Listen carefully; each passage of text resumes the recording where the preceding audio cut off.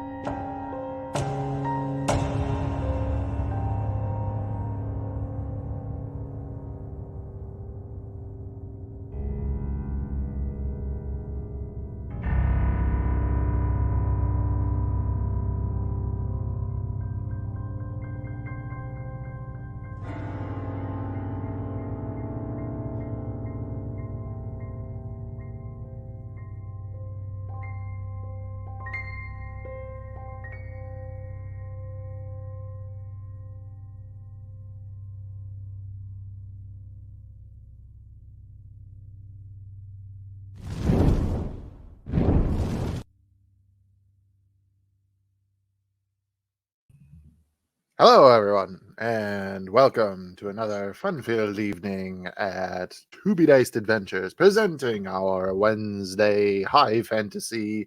What did we call it? Portal fantasy? Is that the correct term? Right? I don't think we've ever used that term. Somebody said that this accurately describes what we do. Yeah, Michael said it was like portal fantasy. Whatever, you tell us what it is. Yeah. Show that we do Wednesday evenings, depending on where you are in the world. I am your host, Matt, also known as War-Torn Knight, out there on the interwebs. I have the wonderful pleasure of being the Dimension Master this evening for the Dimensional Dial of Dr. Diago. And whomst is on this journey around the Doctor's Dial? None other but these wonderful people that I have right over here. Starting with, is that KJ? Is it KJ? I think it's KJ. KJ! I mean, who knows? It varies from moment to moment. Anyways, hello, I'm KJ. I play the party's lovable and not at all problematic literal child. Sometimes Petrichor, the party's cleric paladin, and sometimes Riley, the party's rogue. And we totally... everything is fine. Yep. Victor, why don't you tell us about how fine it is? It's so fine. Like so fine. Cuerdo looked at it and went, smash. That's how fine it is. But since I already have the spotlight, hi everybody. I'm Victor _ the Story Weaver on TikTok. If you ever want to see all the multiple personalities that inhabit my mind and have managed to escape by taking over and hitting the record button from time to time, you can head over there and meet them. Here, I will be playing Borrow, the Wandering Monk, who is just a nice guy.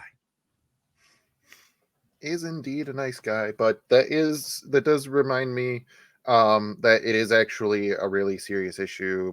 Victor's alternate personalities have escaped. If you have any information, please find us on social media, message us. We are desperately trying to wrangle them up, or else the apocalypse will happen. I mean, I'm fine. It's fine. Yeah. It's Speaking of other preventative apocalyptic measures, Taylor, what do you have in store for us this evening? Hello, my name is Taylor, also known as Nerdy Pinup Girl on the TikToks and Instagram, and other various social medias. If you like cosplay, special effects makeup, monsters, D&D stuff, also multiple personalities, questionable sanity, and just crazy stories from these adventures like Dimensional Dial, and as well as on Thursdays with Tales of Varden, and Sundays with Frontiers of Eberron. Just there's lots of them. But I play Xanthi. She is the draconic sorceress, former alcoholic, and absolutely terrified, and is just trying to get through this with her newfound family. Trying to get through it like we all are. Isn't that right, Oz? Aren't you just trying to make it through? Me now? Yeah. Yeah. Yeah. Just hanging on by the skin of my teeth. So I prepared a speech today. Yes. Hello. Hi. Salutations. I am Oz. I play Soul. Oh, wait. No, hang on. I play Soul Arkin, the wandering astral elf. Yes. He's an artificer. Yeah. He's you know what? He's just here to have a fucking good time, okay? And he's terrified. And if you want to ask me any questions about any of this, you can always find me on TikTok, Son of a Ghost. By all means, please, let's vibe together in this debauchery that's about to happen. Debauchery indeed, and to those who did witness that, I clipped it, so it's like not just a group hallucination. I think I'm gonna try this again. What the fuck? Try the thumbs up. Try to do thumbs up. Let me just fade into the background. I think it's just a you thing. So okay, Matt, I am blessed for the entire session. I mean, I get advantages on everything.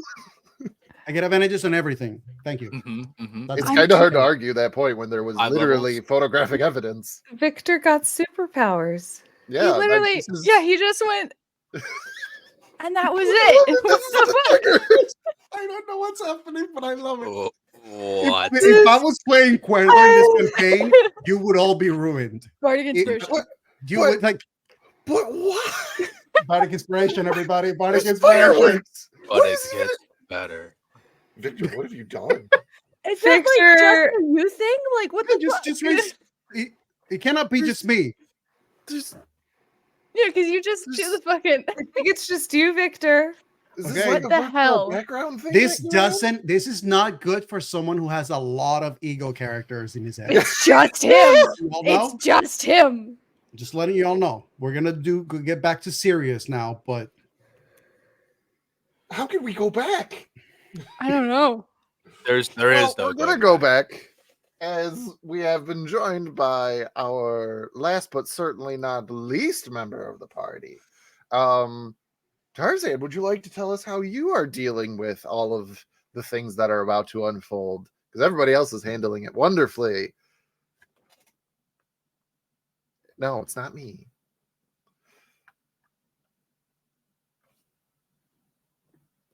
Do you need a moment? Yeah. All right. Everyone, let's bow our heads. Have a moment of silence for Clucky. Lay Bagok. Lay Bagok. Yes, precisely. Indeed. But yes, sir, how are you and who are you for anybody who might be tuning in for the first time this evening?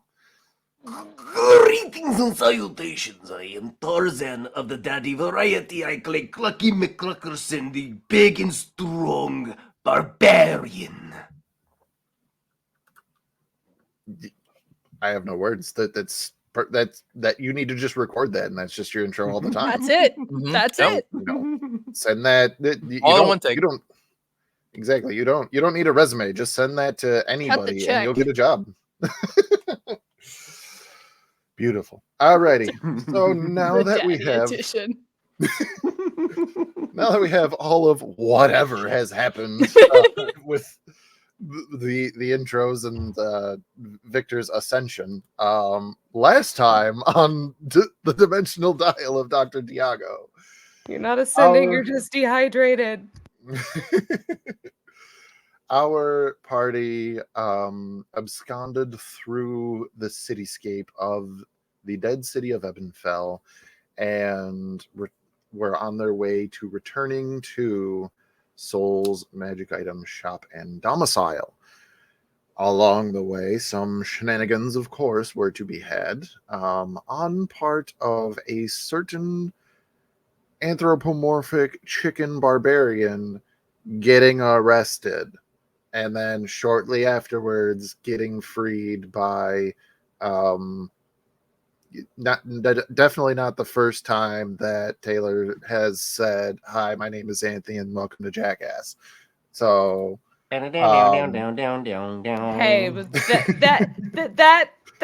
that shit turned out good. it did turn out good. It was beautiful, and I'm so glad that it happened because it was just amazing. And now you guys are wanted criminals again. Anyway, I even surprised myself. so after some time, everybody did reconvene in hopes of gaining what they wanted the most out of anything. No, it's not riches. No, it's not found family. It was a freaking long rest. They began to settle down. Some conversations were had about what are feelings, Anthony Nightingale. Allow me to tell you, 10-year-old child. And it went as well as you could think. I jest. It was actually very, very wholesome indeed, and very informative for the child. Except for the times that she literally said, "Go ask your dad." There were also some conversations between Soul Borrow and none other than Jerry the Goose, where he did finally reveal that the sword in question that they've been looking for has been on Borrow's person for at least a few hours. Who'd have thunk? Jerry the Goose, that's who. With that, the kind of the sword and its origin did ensue. We've learned a lot about it. In part, that it came from a city-state known as Nothmeria, and it was recovered.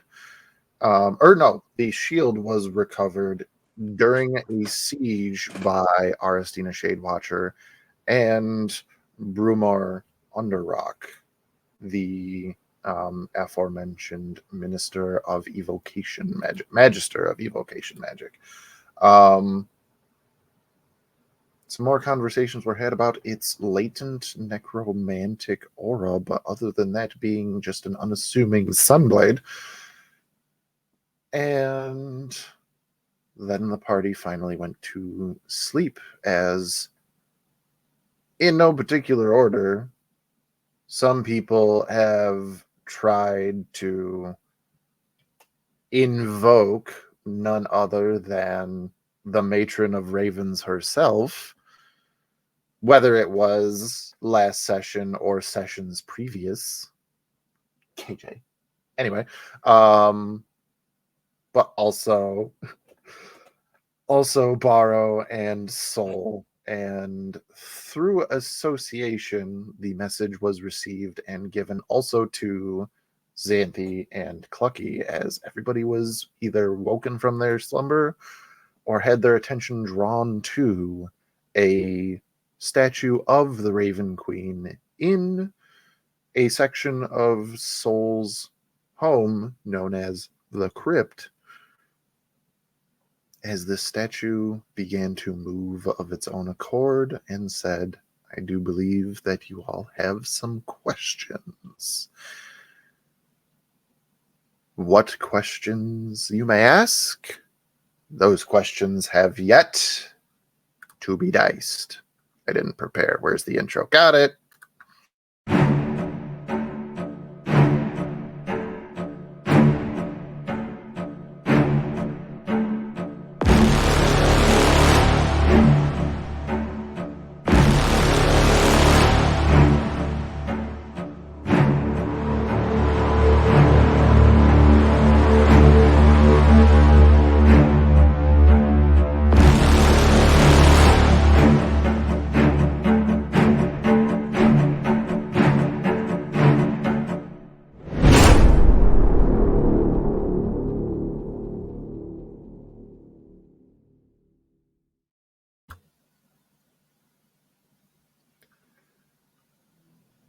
Looking upon the visage of the matron of ravens herself,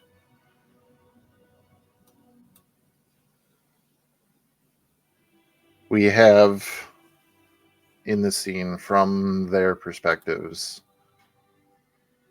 Clucky and Borrow just making their way down the stairs into the crypts.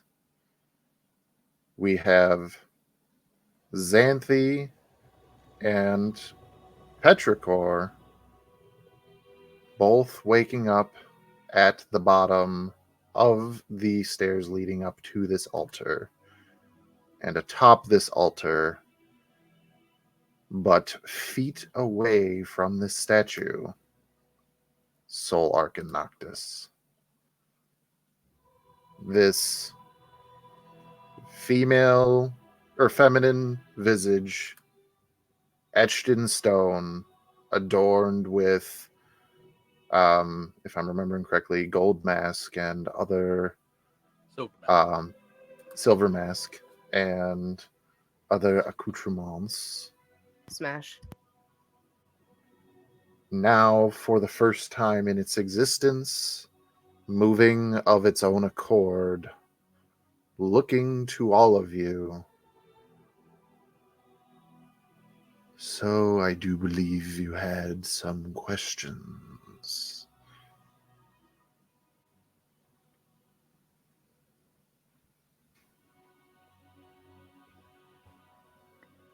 Borrow is immediately by Petrichor Riley. Xanthi is right on the other shit. side of Petrichor, and Wait, we got a long rest, right? yeah. Yeah, you got a long rest. I have a roll I have to make. Is the She globe of invulnerability still up for just flavor reasons, or would you say it is gone? It is gone now. Okay. Petrichor, you do not have to make a roll. Oh god. Okay, cool. Riley is a aware spectator as Petrichor is driving. Lovely. Lovely. For anyone who does notice, Xanthi is slightly shaking and her eyes are just wide looking at this like god standing in front of her. Aside from Loviatar, she's just like, the fuck. I think Petrichor is the first one to break the silence, just looking up at her, just says, Hi. Hello, Petrichor. And hello, Riley.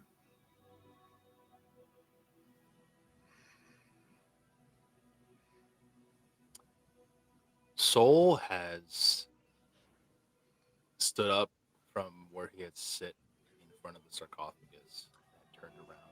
And then when the statue, no statue was moving, started like backpedaling down the steps. And if, as everyone's behind him, so you can't see his face, but for flavor for the audience, you see his face. It's kind of twisted in rage right now.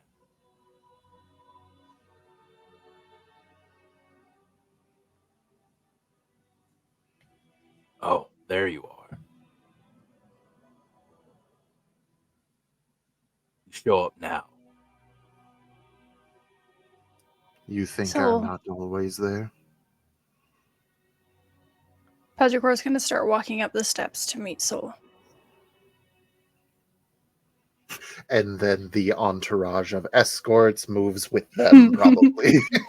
Xanthi probably is going to just silently follow with Petrichor.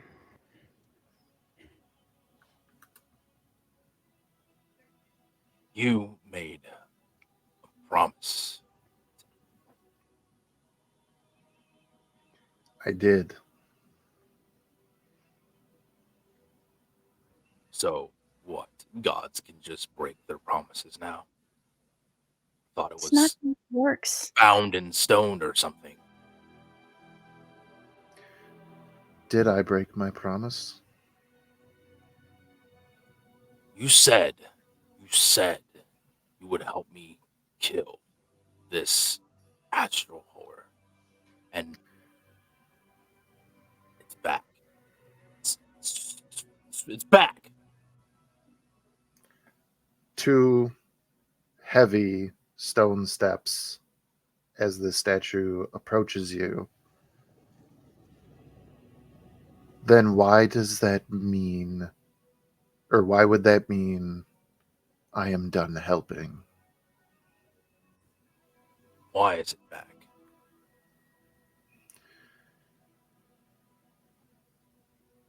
Creatures such as this are more resilient than one could possibly understand. But it was dead. I felt the life leave it. It's not necromancy. I know what necromancy looks like. Of all that you know of the astral sea, it is but a single cell or a single molecule of water in the blizzard of the astral sea. You are the goddess of life and death. You are the one that holds things in balance. You're telling me you... He just tries to collect himself.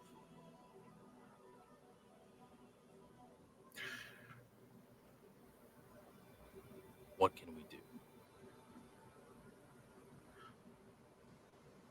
Yes, I am the goddess of life and death and keeper of memories.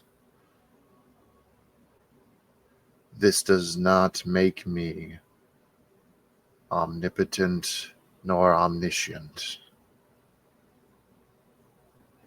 Even my abilities have limits, which is why, slowly turning with grinding stone their head towards Petrichor, I've asked for help. What could I do? You can mean- see what I cannot.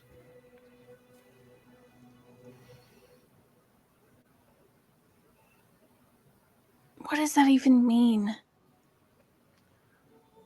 As I've said, I am the keeper of memory.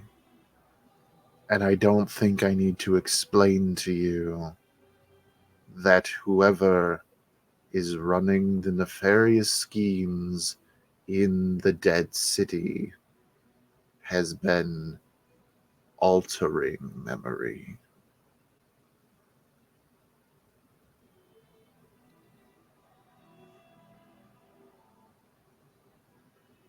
Altering memory. No one has that power here. Enchantment Do they not? is a bane here. Just because enchantment is banned doesn't mean people can't learn it, gain the capability. I mean, I do. But you aren't from here. I've lived here for 300 years, and it just doesn't happen. The knowledge is here. The Sure. ability of enchantment is here. Otherwise, they would have nothing to ban. And what is banned knowledge but a memory waiting to resurface?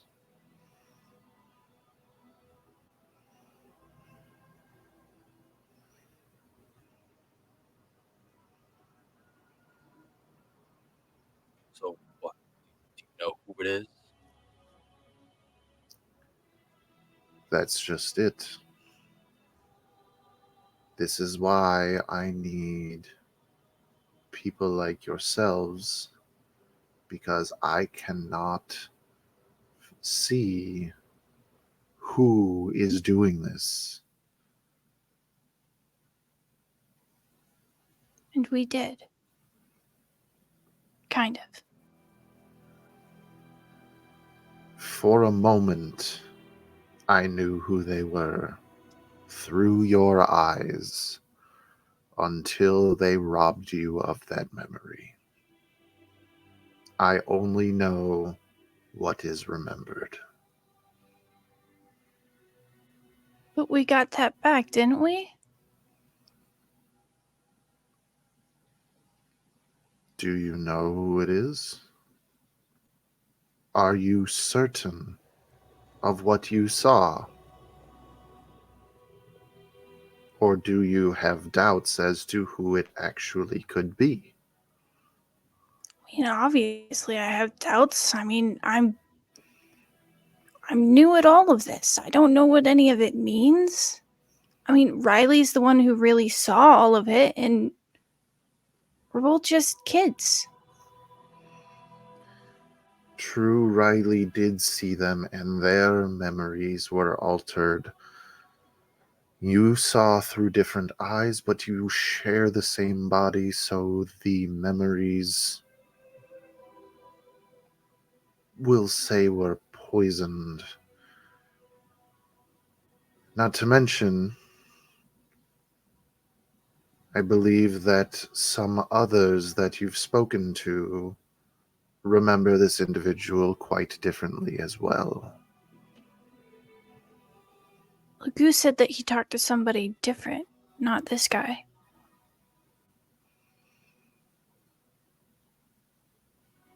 The truth is a matter of perspective.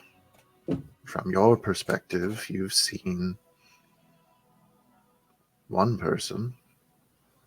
From Geraldo's perspective, he's seen another. Who would have Where the then is the power? truth? Who would have the power to hide from the gods? Would it not be another god then? It is possible, but for there to be another deity with such dominion over memory, I don't believe that I would hold my dominion.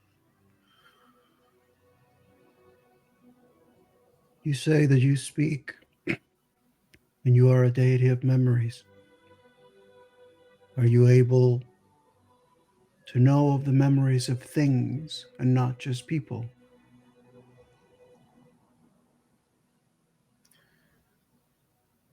It is difficult. It is difficult because people people have references for what things are. How shall a rock tell me the difference between the Lord of 7 countries or a great oak tree?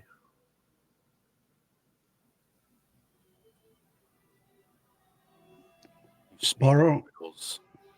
Baro is going to draw the sword that Goose revealed from the bag of holding, and he's going to step however close he needs to step to get close to the statue, presenting the sword. As he says, "It is believed, according to Jerry the Goose, that this sword and a shield were taken from a place that was destroyed. Would you, as someone who has dominion over the realm of memories, hold any memory of any person who dwelled there that was ever witness to the last time that these items were there?"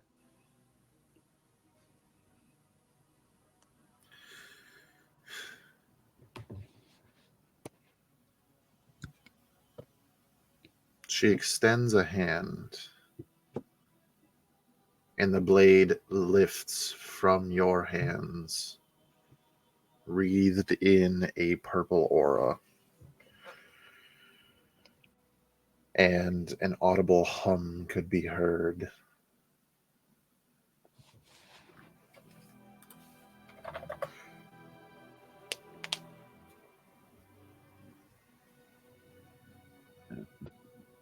The blade remembers its home, not in name,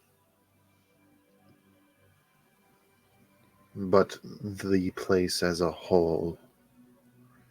It knows it's where it's from, and it knows that it was taken from there. The blade also remembers the shield.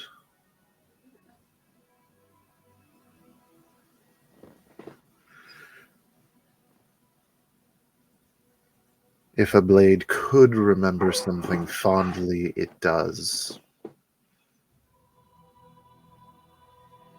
And if a blade could long to be with something, it would.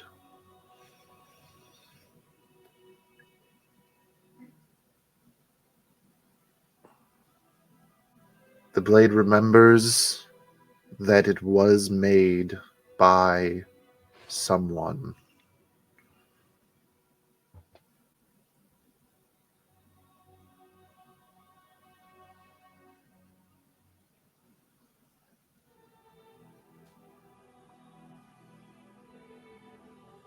But any time that I try to access those memories, there is nothing but a void.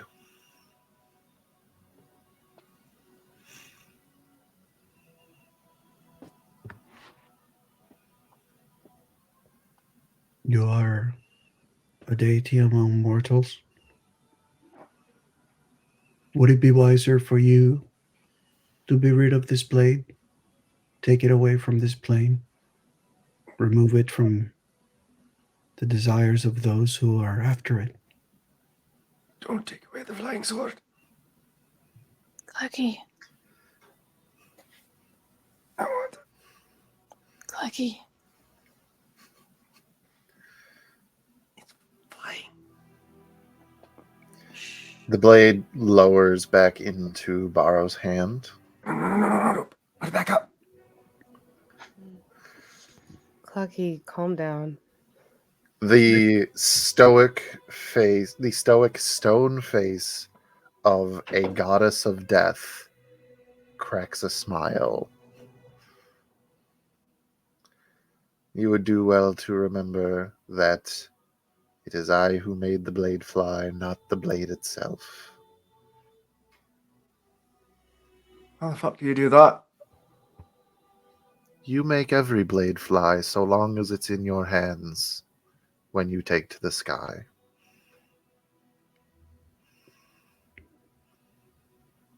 That's going to break Lucky's brain. Mm-hmm. Next 2 sessions is going. Trying I'm to sorry. hold on to it. It's just like the dial-up tone is the only thing that's like can be heard in Clucky's brain right now. You know those little carts where you like drag the kid, like the kid dragging the Fax toys in the machine cart? noises. I just imagined the next 2 sessions we're dragging Clucky in one of those carts because he's still thinking about what the Raven Queen said. He's just sitting there like,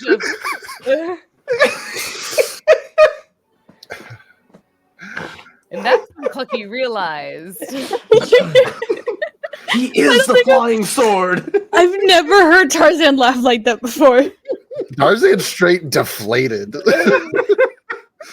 like a freaking Looney Tunes cartoon, he just turned into a deflated balloon and was gone. Wacky waving inflatable waving tube man. Oh That's my not gosh. fair. That was not fair. I was in character. You're still in character. All right. Roll it back. I love it. I love it. Oh my god. Scene 1, places. Wait. Oh yes, where was it? Anyway. I'm a flying sword.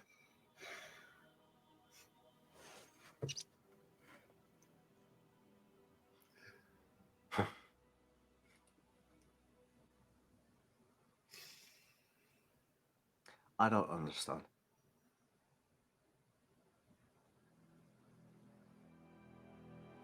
All you need to understand, Mr. McCluckerson, is that you are a lot more magical than you realize.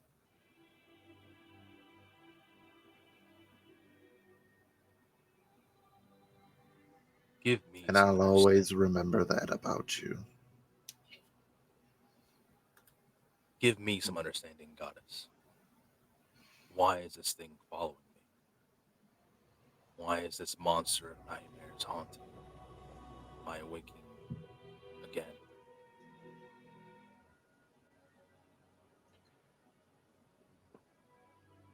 There's been cases of beasts that just live through their base instinct, live, feast, sleep, and the cycle goes on. And then there are some times when that cycle breaks. A large feline making it a point to track down one individual who may have wronged it in some way.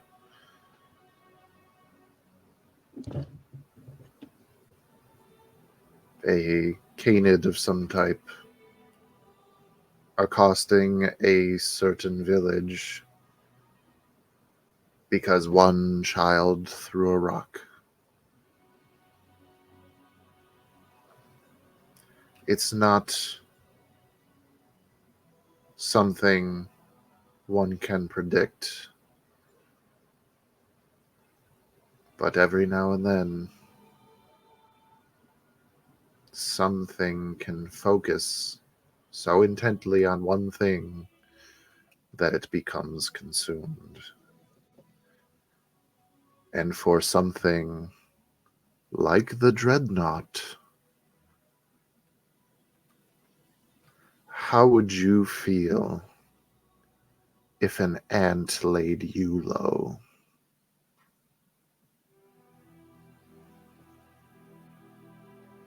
I will track it down. Burn its home.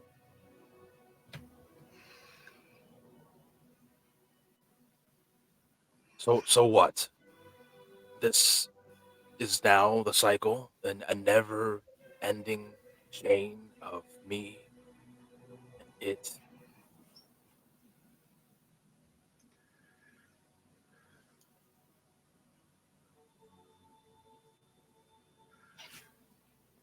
Have you heard The old idiom of what happens when an unstoppable force meets an immovable object. Of course, I've Oh, lived heaven, for yeah. a long time. I know this, yes. What happens when they meet? Catastrophe, devastation. Nothing so dramatic. One of them is found to be a liar. Soul Arkin, and she looks you directly in your eyes.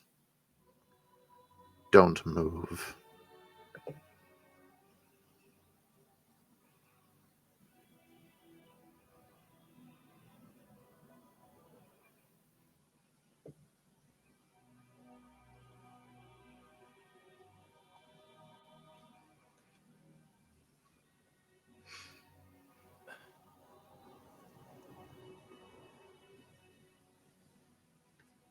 Oh, he moved.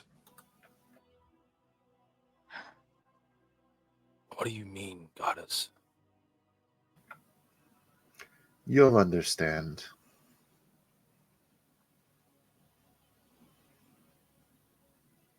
And as soon as she says it, she kind of winces and looks at Petrichor. I apologize. I know you hate that. But some things can only be experienced. I wasn't going to say anything. You didn't have to.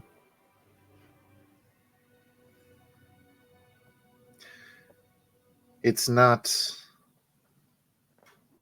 me trying to teach you some type of lesson. It's not some test for you to pass. It is just the way that it is.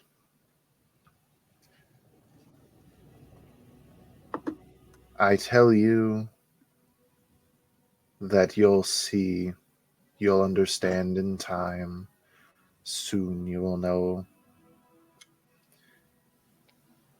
Perhaps because I can't tell you at the time, but I know when the time comes, you will know.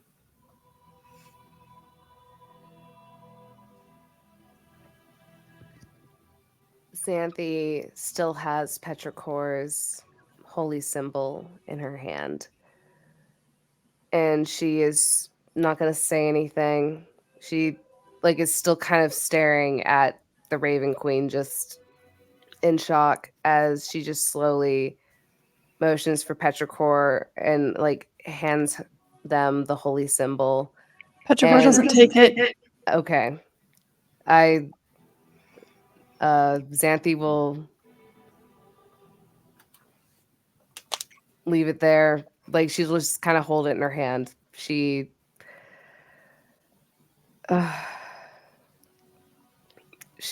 really doesn't know what to do at this point.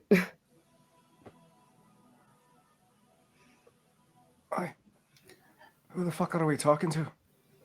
Clucky, this is... Do you remember when I told you guys that I talked to the Raven Queen when all of you guys were in those dream sequences when we first got here? Aye. Mm-hmm. This is her.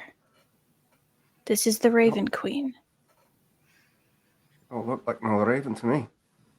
Look like a It's a rock. title. This isn't how I saw her. Oh. But she takes the form of whatever's... And will look at the Raven Queen easiest at the time? She kind of nods. I'm sorry, Clucky. I didn't look like this last time. So I think she looks beautiful. So you are a raven? Sometimes. Oh, okay, that makes things easier for me. All right. Other times, a dwarf.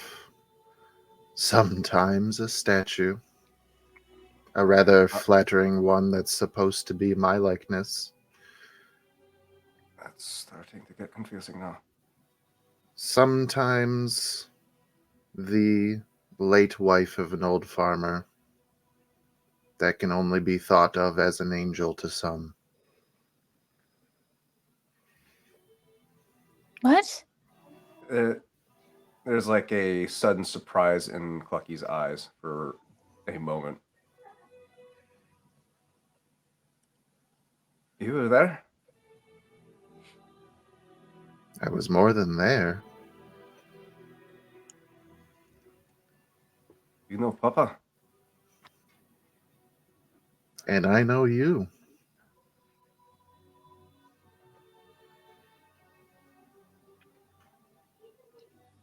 Does that make you my mama?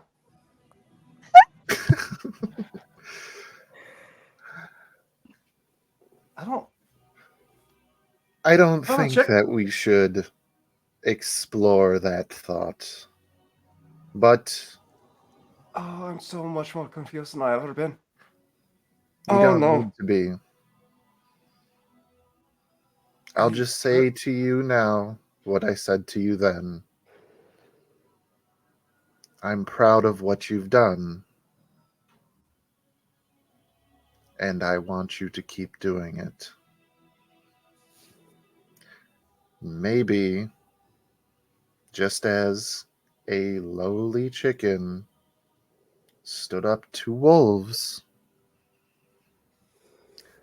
the greatest warrior that the plains have ever seen will stand up to an astral threat.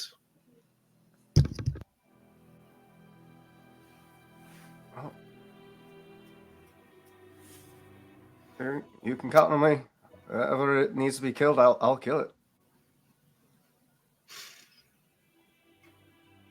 Just know that I don't always want you to kill things. Oh yeah, that's why I protect my family here.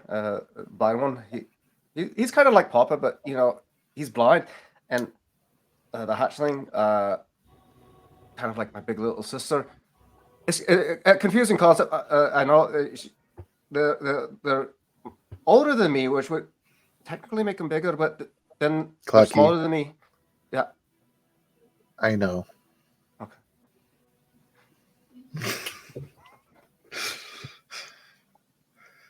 He's like got he seems a little more excited about this whole interaction than normal. You all know Clucky. He's not much about talking, but this kind of unlocked a deep-seated memory that he's held onto for a long time, and he seems like really wanting to impress this person that's in front of him right now.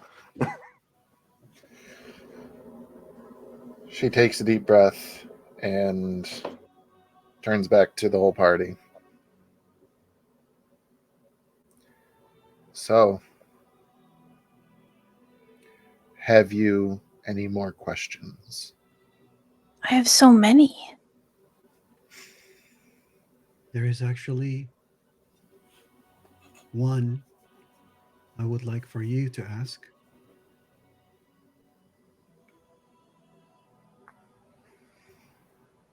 Yes.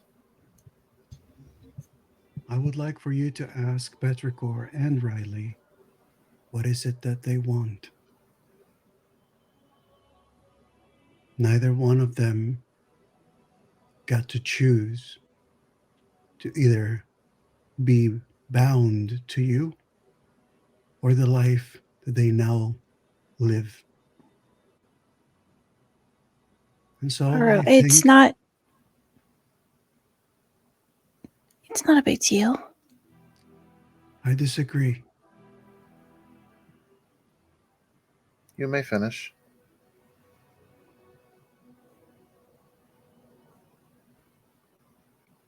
I believe it is a conversation that should be had. It appears that you are counting on us to assist. And yes, it is something that we may need as well in order to move forward. But I also think that they deserve a little more than life has given them so far. And so, in the absence of normality,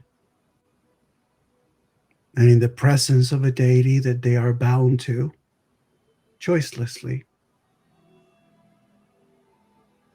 I would like for you to ask them that question.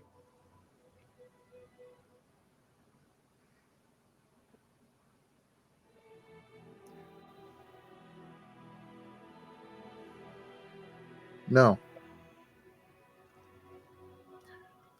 I will answer.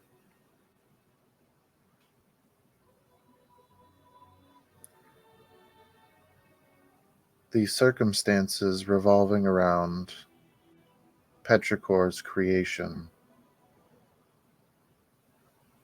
was not of my doing. And regardless of what being has my holy symbol engraved upon their shell, no one is bound to me against their will.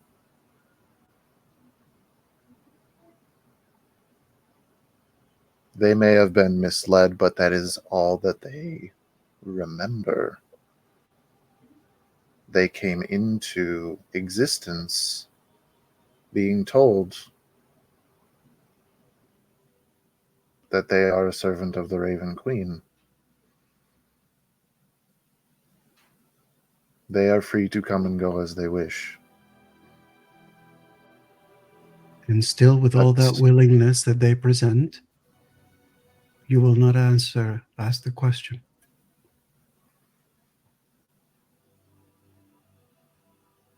Whether I ask, it's their decision. It is your decision to ask it or not now.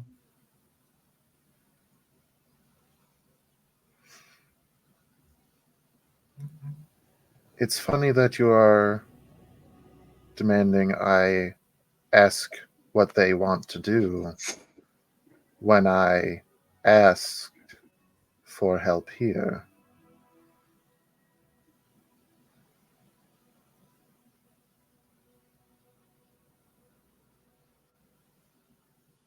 I've not forced Petrichor to do anything.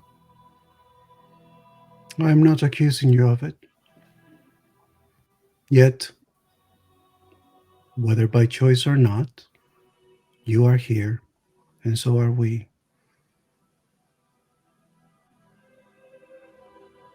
And yes, perhaps my plea is out of desperation. But all I know is that I am speaking to a deity that controls the domain of life and death. And there are very many people in this room whom I would care to make sure they live, not just survive, but live. And unfortunately, some of my answers have fallen short. So perhaps you may have more wisdom to impart than a mere mortal man.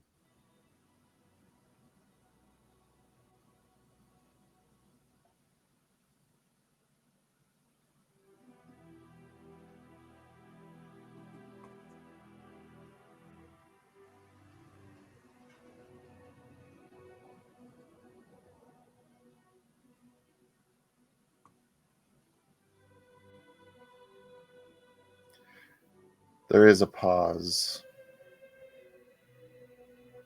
that might have been seconds or might have been years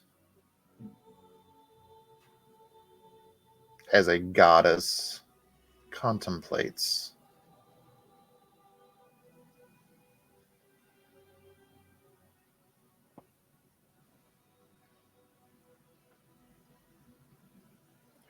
Petrichor, Yes? step forward. They actually had started kind of tucking behind Xanthi's leg the more Barrow was talking, and just, it takes a little bit, but they start stepping forward.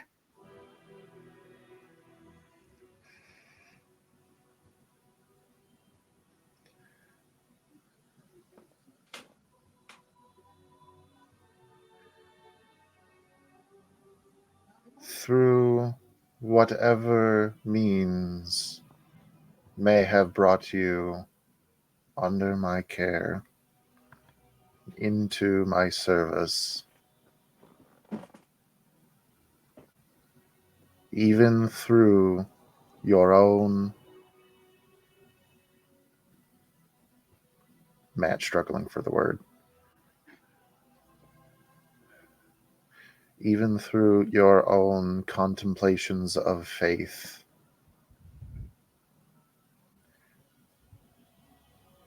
you have always done right by me.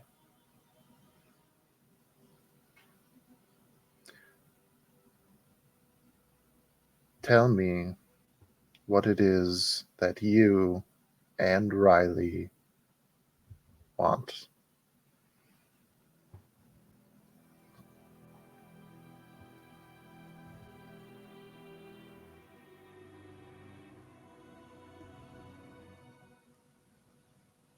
Petrichor will look at Barrow.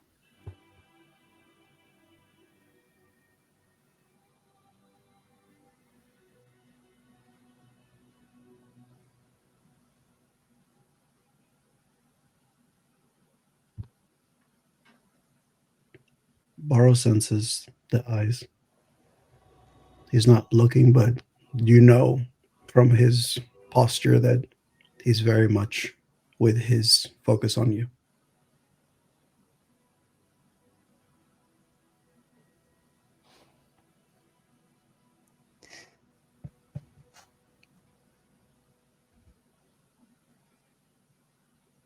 I don't know what I want. I mean, I haven't really had time to consider. We keep going from situation to situation, and I do what is needed. I do what I do, which is to help everyone else. So I've never really thought about what I want.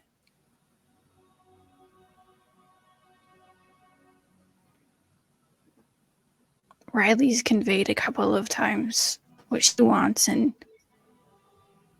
both of us understand that she can't really have what she wants.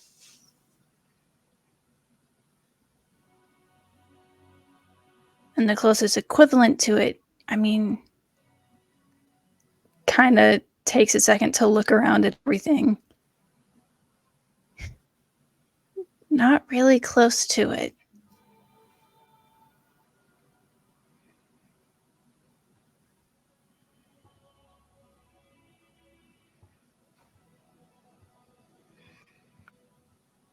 It's kind of a complicated question, especially for me.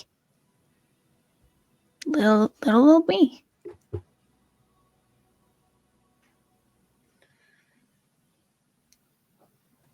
The simplest and most complex questions have the same chances of being answered if they are not asked.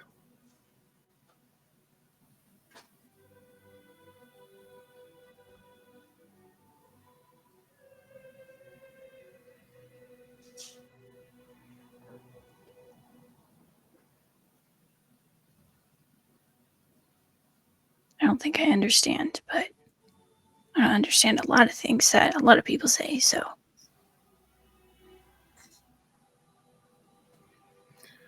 You said your question was complex, but you haven't asked it.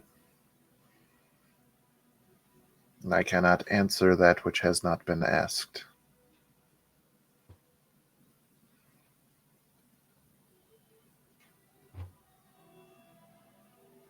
I mean, I have a lot of questions, some of which based on previous interactions, kind of repetitive, and that makes me feel like you won't, or in your words, can't answer them.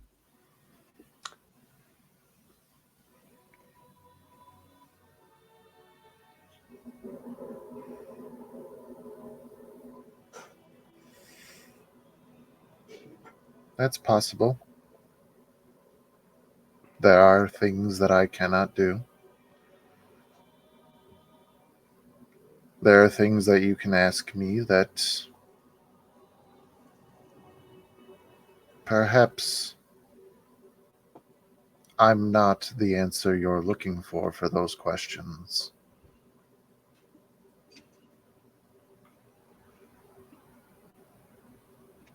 But how do I know?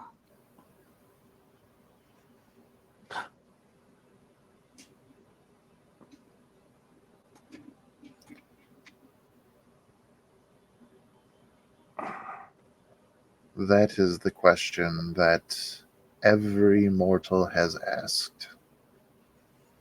How do I know?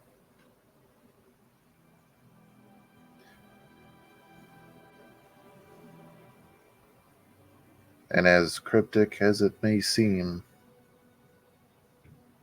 you don't until you do.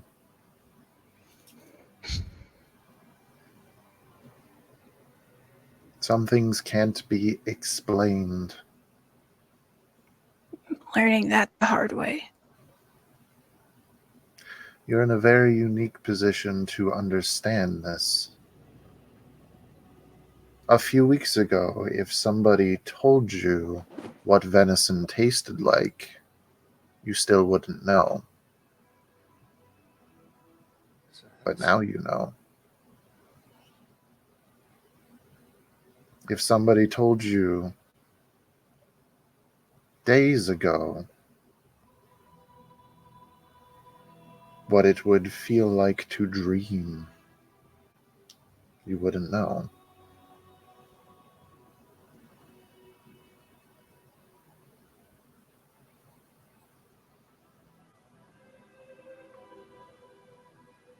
Even infants are not taught how to breathe or how to make their heart beat.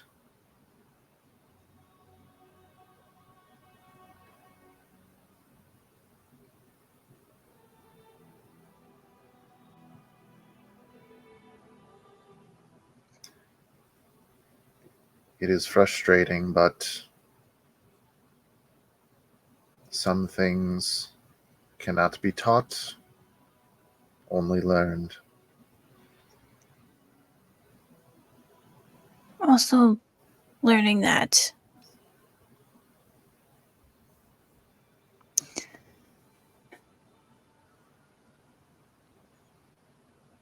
how does this work between us?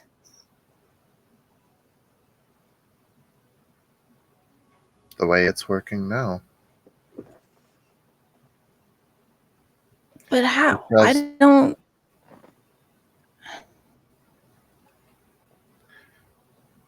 you don't what? I don't. Every other holy person I've talked to, they get their abilities through devotion to being actively a part of whatever path their god or entity has put them on or feels that they're supposed to be on. But that's never been the case for me. I don't understand how any of it works because it's nothing like anything else. Because it doesn't have to be. Why am I We the all- exception? You're not the exception. You're just the only one not playing by someone else's rules. I like rules. Xanthi's gonna take a step forward and turn to Petrichor and say, "You're already on a path. We've been traveling through these dimensions, and your path is currently right now is finding the doctor, going through all these dimensions and finding our way back home." But that's And one that I chose. yeah. And the thing is, people can choose the path of holiness or religion. People can choose the path of power. People can choose the path of the wind. People can choose the path of the warrior. That's the thing about living Petrichor, is you get to choose. And you might have been built for something in particular, but you're not built anymore, Petrichor. You're you. You are your own person. You are Riley. You are Petrichor. You have choices that you can make on your own accord for once. The thing about growing up and living life is getting to choose those paths. And I know it's scary, but sometimes gods don't have the answer in which direction we get to go. We just keep going because it's what we want to do. I've been trekking this whole time, not even praying to a god. They seem to focus on when you said you're you, almost missing everything else. Who is me? I mean, I'm not just me. I'm Riley, and I am afraid that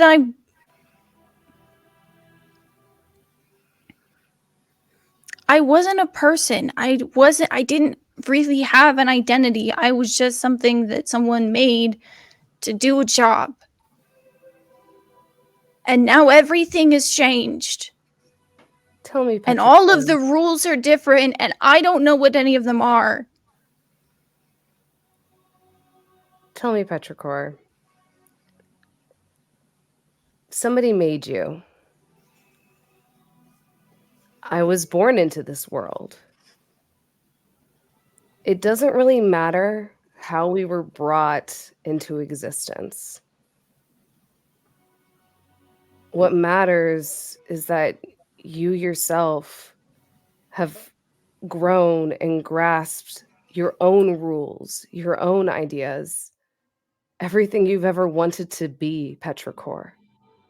Being human, being alive, living. It's the most bizarre and surreal thing you could ever feel, because it's something you don't understand. It's something you just live. And if you think that you don't want to follow the rules that were originally given to you, then you don't have to. You've been choosing this path every step of the way.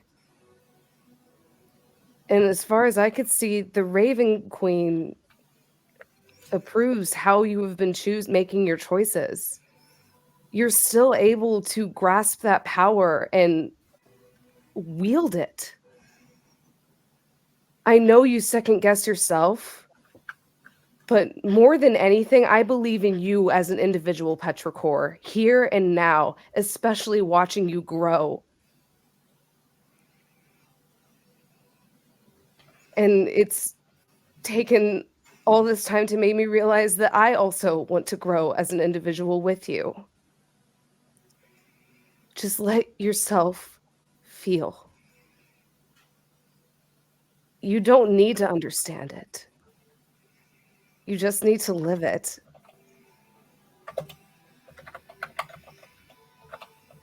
There's never really an answer. We all have no idea what we're doing. And we just keep going.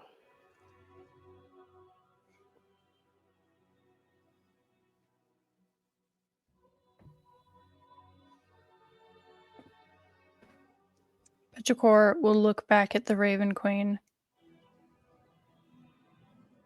We've already talked about this before. Well, kind of.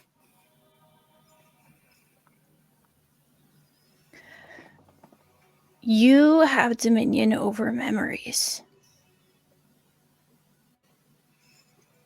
And you showed me that chest.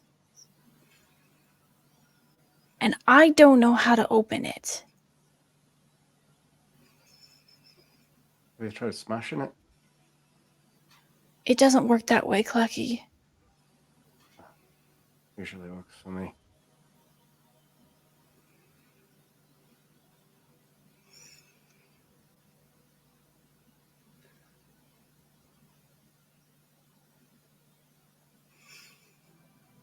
You ain't got a key. I'm supposed to? They just haven't found it yet. And you I don't last even- remember having the key. I don't even know where I'm supposed to start looking.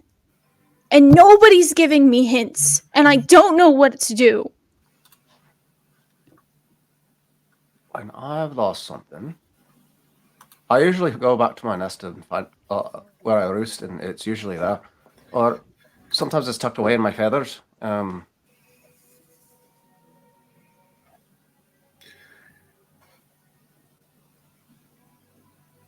don't remember you having a key, though. Interjecting politely, the Raven Queen will say, "He's not entirely wrong, though you have gone back to the beginning and began retracing your steps 7 times now. 6 times now.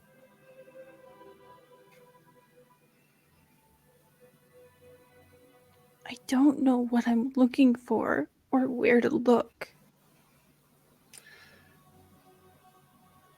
But you are looking. Am One I? dimension at a time." Oh, I get it. Just got to keep going forward. Forward is the only way the dial turns.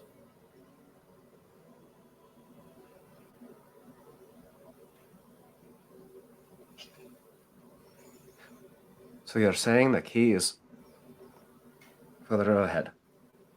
I understand. I can find the key. I can help you find the key, Ashley. It'll be easy.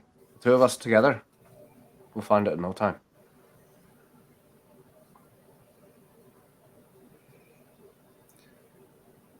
It is easier to find things when you have help. The blind one won't be. With all due respect, how are they supposed to help me recover memories that they weren't a part of? By being a part of your new memories.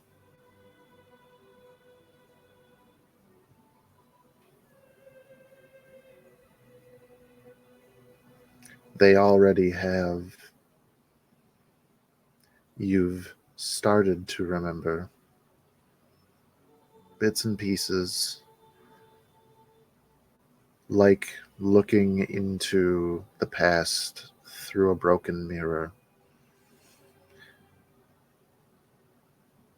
but still looking into the past.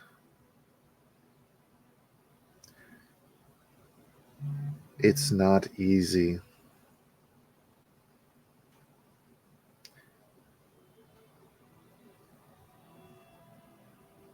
But generally, it is easier to find what you've lost with the help of people who have also lost so much. Loved ones, friends, their childhood,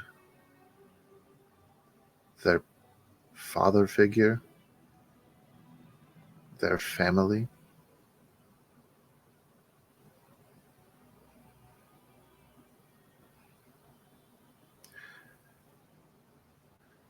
Or like yourself, your creator.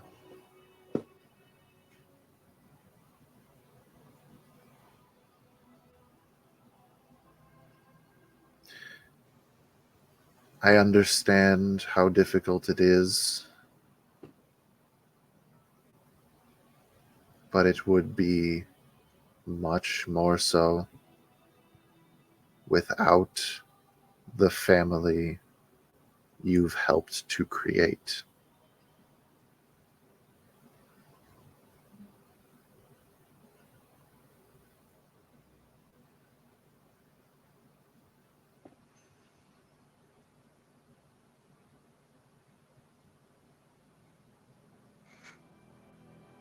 They take a deep breath, trying to compose themselves.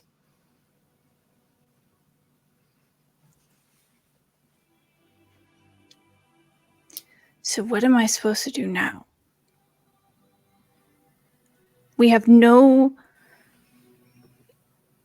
path that's clear ahead, which is normal. I get that. But none of us know what to do next. There's no real clues about whether gathering more info on this person or getting out of here. We have nothing.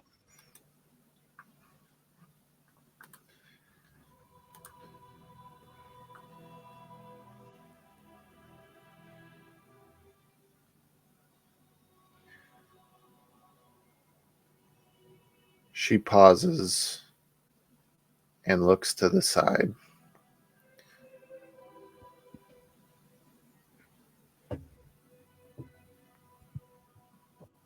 You have the pieces,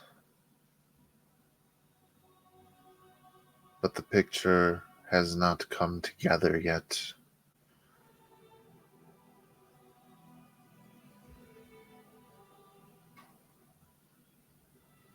And perhaps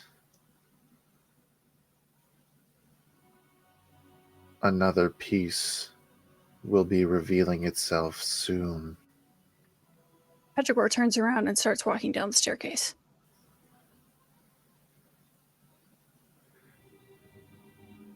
As you are walking down the staircase, Alfred is walking up.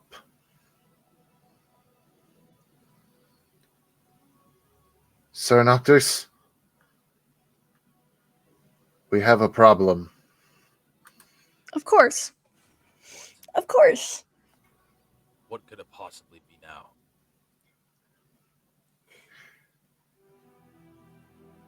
You all hear a booming voice. Soul Arcan Noctis. Ooh. You are wanted for questioning in regards to the death of 6 officers of the law. Oh, sounds like it's time for another bloodbath. All right, let's go. No, Clucky. Soul closes his eyes.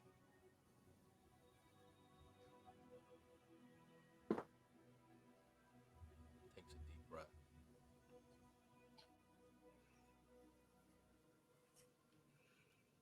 Pulls out a knife from his belt. You see it morph and congeal into a gun. It has gunmetal on it. I'm sorry, boss. I'm gonna need you to speak up a little bit. Okay. Tune up that microphone, baby. Yeah, let me see if I can turn it up a little bit here. While he's doing that, Is that better? a little bit. Go ahead with what you're doing. Petrichor walks out the room. Xanthi is immediately following. She's not going to say anything. She's going to keep about a foot away behind them, but she's just at least going to be keeping an eye on them. At one point, they turn around and just tell you to leave them alone. Xanthi raises their hands and just looks at them and just goes, "Be safe," and walks away. Last question, Ravenstone lady. Is there a Raven Queen stone guy, or is it just you? And I'm just wondering, curious. What is your question? Is there a Raven Queen stone guy, or like you're a Raven Queen stone? Right? Is there a Raven Daddy? Is there a Mr. Raven Queen or a Mr. Raven King? God. There is not, and I think you have more pressing matters to attend to. Oh yeah, yep. Clucky Just first thought that popped in my head. and Clucky. Force is not the correct course of action right now. Don't be the sword. Be the shield. I can do that. Okay. The gun is just humming in Soul's hands as he points it at the Raven Queen. Xanthi has made her way back into the room and walks over to Barrow and tells him what's going on. Barrow has been listening all of this, but Barrow is very, very still pretty much right next to the Raven Queen. He's very, very still. And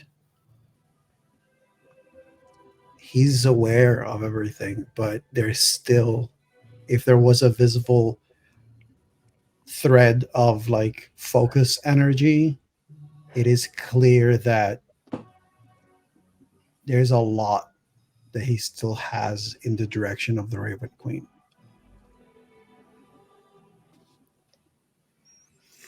Forgive my hubris, knowing mistress, O matron of ravens. You spoke of unstoppable forces and immovable objects, and you said that one of them is a liar. You are depicted in many facets of existence, wearing a mask. Liars wear masks. How am I to believe what you say?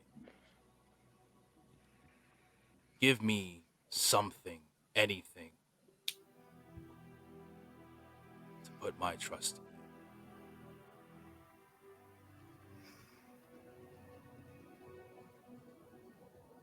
Just say anything. Xanthi is slightly panicking at this point.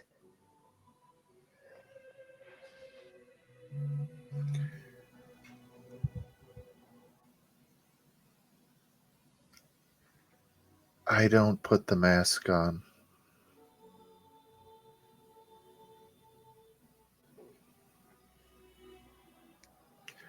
It's not my fault if this is how you perceive me.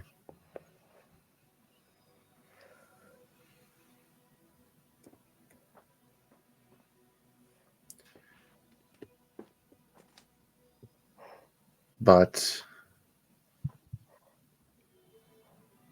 I can assure you, I made a promise to you because I also remember what it felt like to have a piece ripped away from you, both literally and figuratively. And if that is not enough for you, she extends a hand with one finger, touches the underside of the barrel of your rifle, and places it on the statue's forehead. I don't make anyone my servant.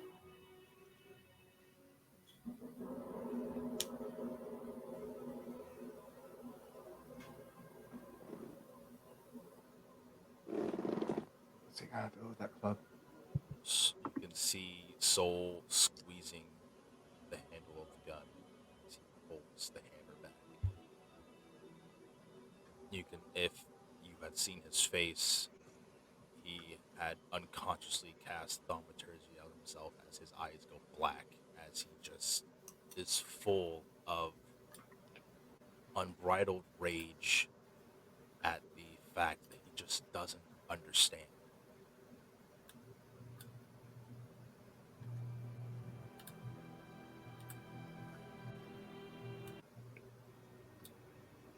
And then, as if it was never there, it just leaves like a gust of air.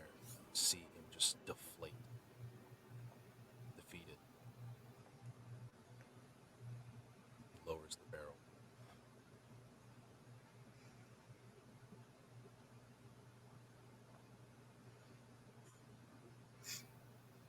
It's never gonna end. Is it?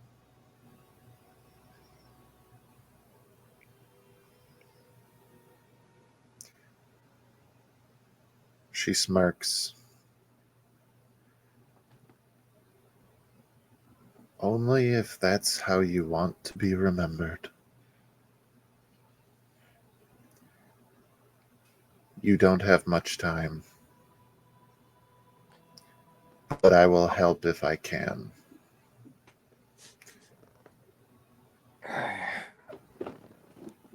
The statue returns to its spot. The glowing aura around it fades, and it becomes immobile once again. I swear gods make no sense. The Oh, understatement yeah, of the millennia. You heard the statue? We have some skulls to go crack. Well, not crack. Clucky, no, we cannot fight another horde wasn't of those gonna- guys. No. we- You all will stay here. I will We have- do this. Yep. Time to go. Be a shield. Whatever that means. Aro, we need to find Petrichor. They wandered off on their own. They wanted to be left alone, but It's fine. I can send Sarai to find them. It's okay. They haven't gone far. Borrow takes a moment. His hand moves toward the statue as he sort of traces it, trying to get a visual, better, clear sense of at least the figure of what of the Raven Queen as he addressed it. In The this, statue says, "My eyes are up here." I'm kidding. Aro coughing a feel on the statue. I'm sorry. it I'm always sorry. why is it always violent? I'm sorry. We were too tense. After a moment, he's just going to say quietly, "Thank you for asking." And then he's going to turn and he's going to move to Soul as he just asks, "If we were to be removed from here, could the sword still be kept safe down here?"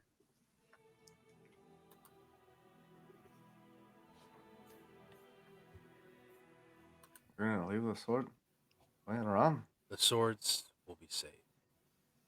And he'll gesture to sarcophagus, the ones that they were residing in. These are magically sealed. What are the swords gonna be if they're sitting in a box the whole time? If we walk out of here with the sword, What do you mean walk out of here? There's literally a whole entire squadron of officers waiting outside for us. There's no walking outside of here. As I said, you all will stay here in the crypt. I will handle this. They're here for me, after all. I can.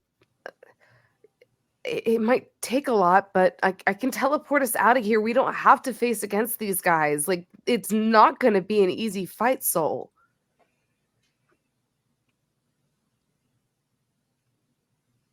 Are you trying to go on a suicide mission? I do not think that we are meant to fight this time.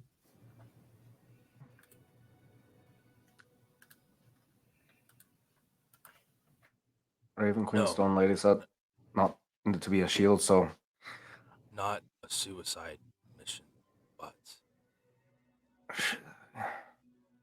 I fear for them if this eldritch creature from beyond is after me.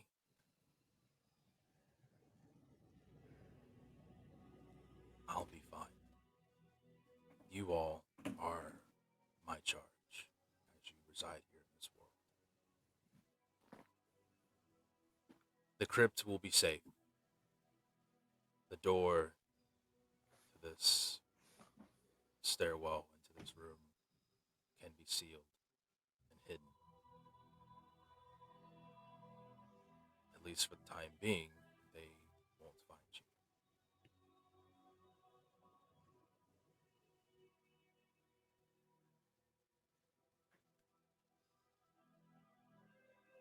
He goes around and picks up the swords and places them back in the coffins, sarcophagi.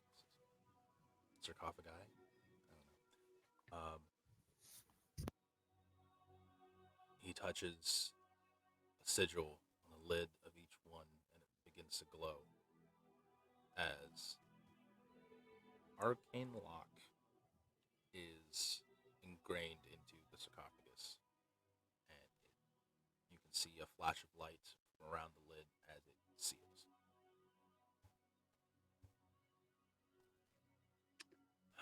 Before that happens, Sir DM, would Barrow have proficiency with any of the swords?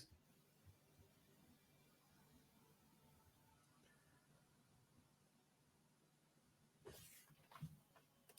believe one of them was a longsword, correct? I know that there was a katana as well, but I don't know if that would count as a martial like weapon for monks, dexterity, I think that's base. a weapon. Yeah. No memento. Poor favor.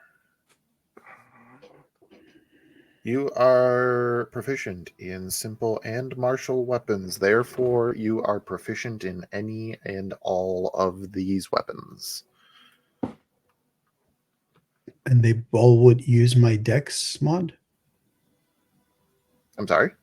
And would I be able to roll any of them with my dex mod, or would some of them be strength based? Educated monk weapon. Yeah, that would be the kicker there, I believe, is if you had that feature enabled, which you're allowed to. I don't know if you have or not, but let's see. Features and traits. Why does it put your cleric stuff first? That's just weird. Yeah. I mean, it does say when it says while you're on armor wielding only monk weapons. So You monk agree. weapons, by definition, are simple weapons or short swords, which I do believe that I described a short sword. So that, I mean, that would be finesse anyway. But instead of doing a let me double check some things. D6. Actions. And a D8. Instead of doing a D6 with a short sword, you would do a D8 because it would function off of your martial arts die. Right. Because it's a monk weapon. I'm going That's to say the that way the cookie crumbles. I'm going to say that Diago puts away the actual crystalline important sword back in the bag of holding and takes the he'll take the short sword, whatever the proficient the sword that he when he tried them all felt like this feels familiar. Before And he hands it to you, DM, can I make an Arcana check to see what kind of magic, if any, is in this sword? You can try an Arcana check, but know that an Arcana check is not detect magic, nor is it nor is it identify. Correct. I know. Clucky can inspect it. It's a stabby sword. A It stabby sword. It pokes, it slash, it makes the bleed. Oh wait, was there a short sword? Great sword, katana, Long sword. scimitar, long sword. Hmm. so none of That's them. a katana, but it's a katana. That's finessey. Okay. Holds the katana. Now's dirty 20. How's a dirty 20? It is in fact dirty. It is filthy. Repugnant. So I You look over this blade. You can tell that there are some Elvish script, some older Elvish script. You can decipher most of it. You are getting the sense that this blade is this blade has some sort of saying on it, not a direct translation in Elvish, but having to do with burning through tides of enemies.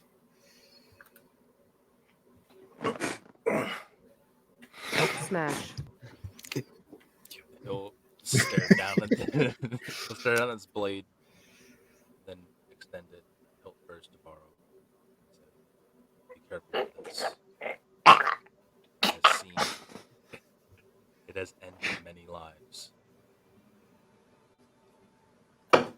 so have I. Hey! And he just Smash. sheaths it. 72. Then seals the rest of the swords. Is there a way for us, all of us, to exit here without being noticed on the front?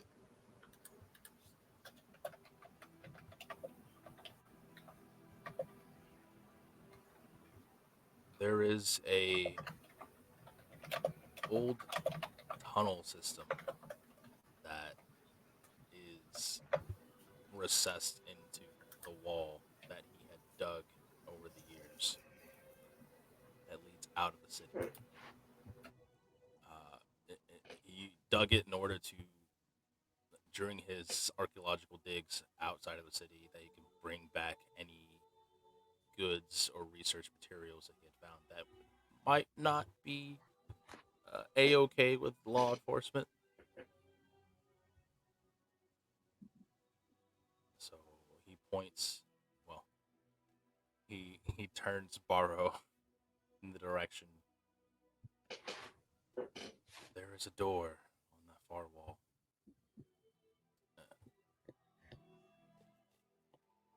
It's hidden, but I'm sure your monk senses can find it. There's a rock that you can press, and it will open a passageway outside the city. We can't leave the city. If you so choose, but it is the safest route to meet an exit.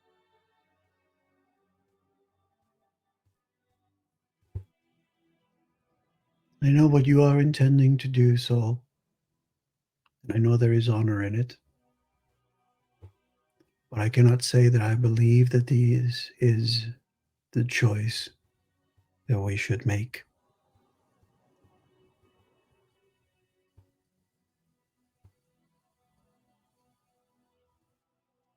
One way or another, this being that you must face after what we have just witnessed, I do not think you are to face alone. And so perhaps, for once, we should try to stick together. Whether to step into a tunnel or to step through the front door.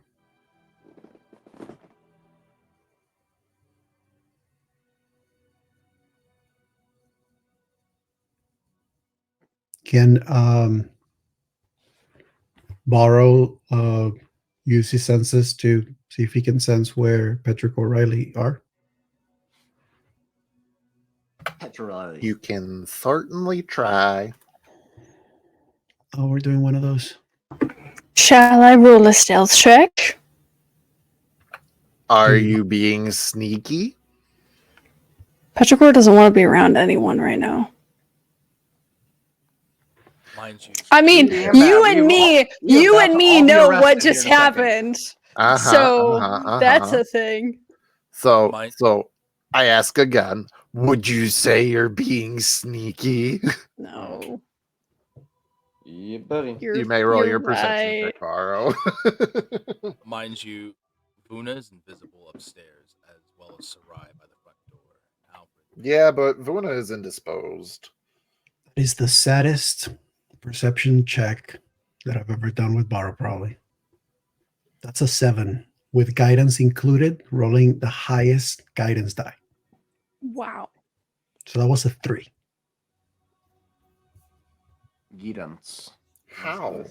Xanthi is How going. did you get a Sorry. 7 on a perception He Sorry. rolled a with 3 guidance? Sorry. plus Sorry. 4. I rolled my physical dice and I'm not used to it, so I'm not adding my extra stuff. Um,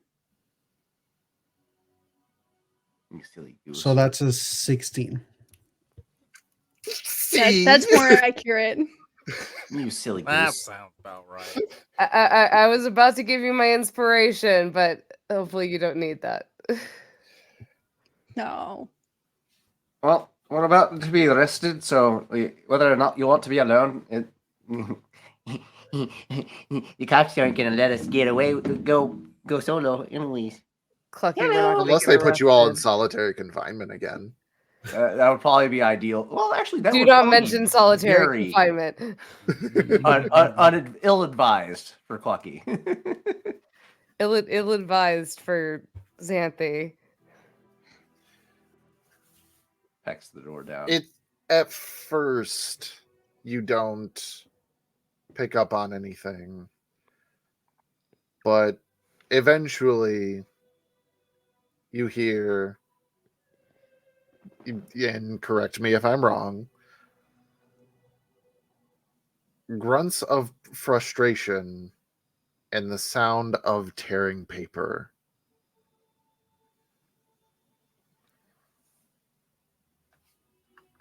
Oh shit!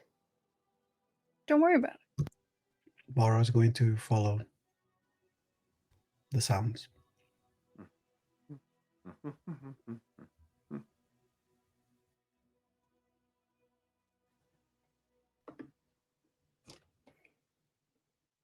Soul will as well.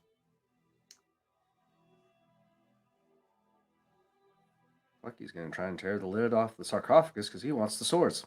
Xanthi is going to immediately try and stop Clucky from.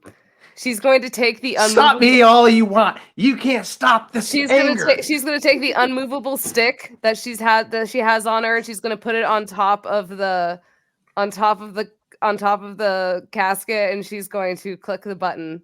I mean, he could have gotten there anyway, but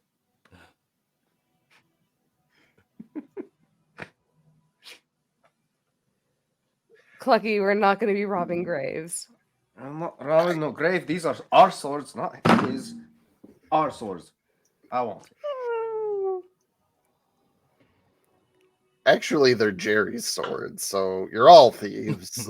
Not Goose. Xanthi's just gonna sigh, and then she's gonna let Clucky just do what Clucky wants to do, and she will follow Burrow and Soul to go and find Petrichor. Also, as Baro is finding Petrichor, would he be able to sense or hear anything in relationship to Goose? Jerry the Goose is standing by the front door with a wand in his hand pointed at the door. And as you come around, he goes, "Oh, thank God you're here. There are people outside. Where are you going?" Jerry, just sit down. How can you sit at a time like this? Where are you going?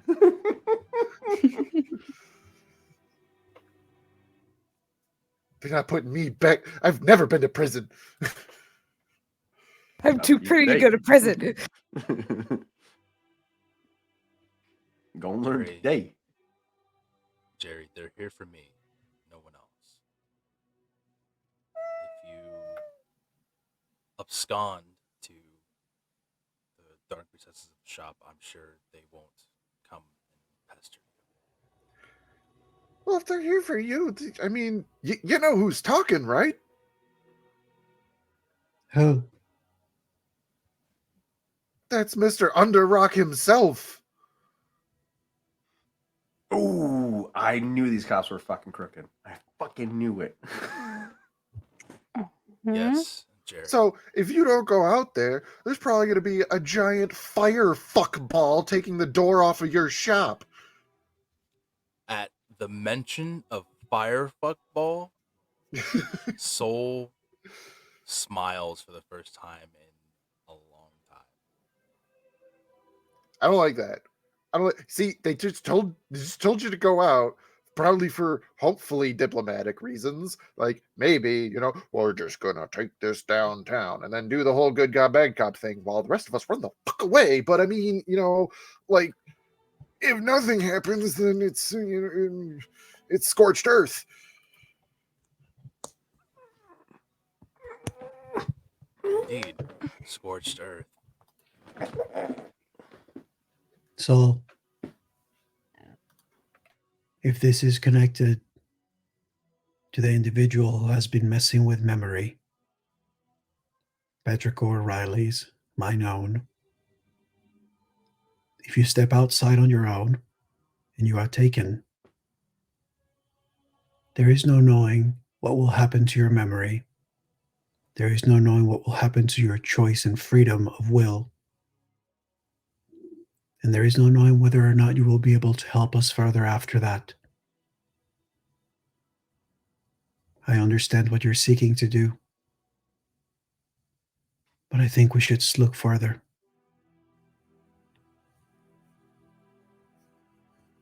Well, my blind friend, and he puts a hand on his shoulder. You speak volumes. And I think you may be right in this. And you see him pull out his pipe.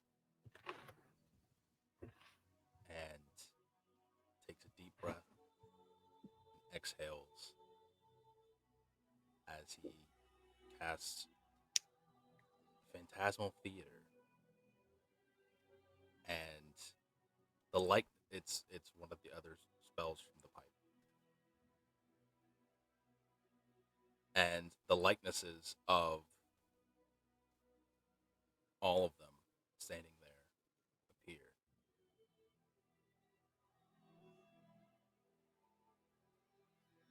I think it's time for us to put on a little show.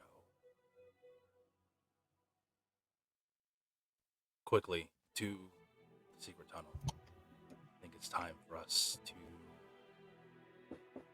blow this popsicle stand. What the fuck is a popsicle?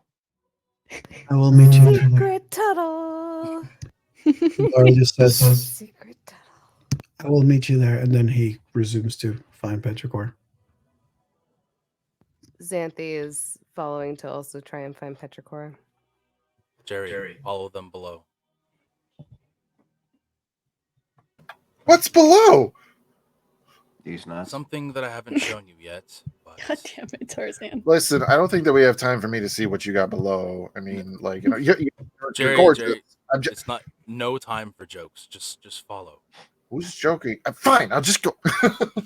Vuna, make sure they get down there. Vuna has also been staring at the front door, his spectral great axe in hand. He goes, "Are you sure?" Yes, I'll follow shortly. Because I mean, there's a lot of them. I can.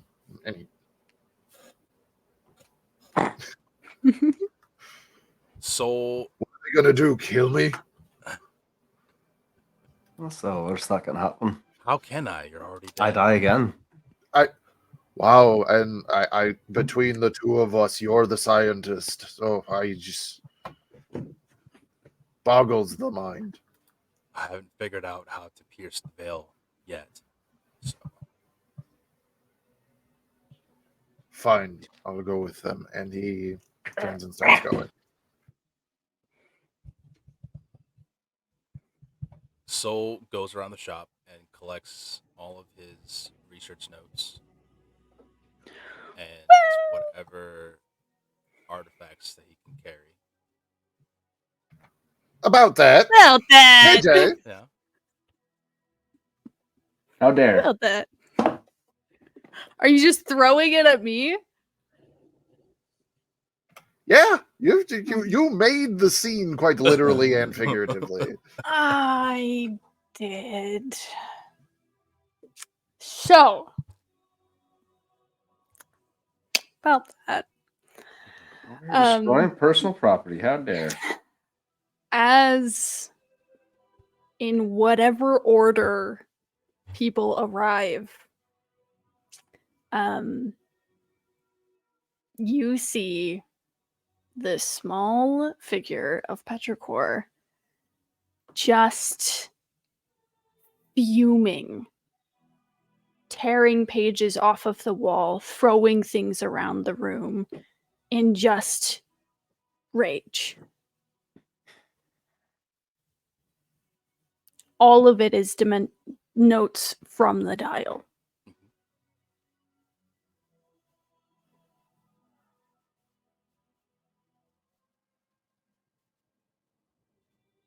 Soul comes up behind you. What are you doing, child? They whip around and just glare at you.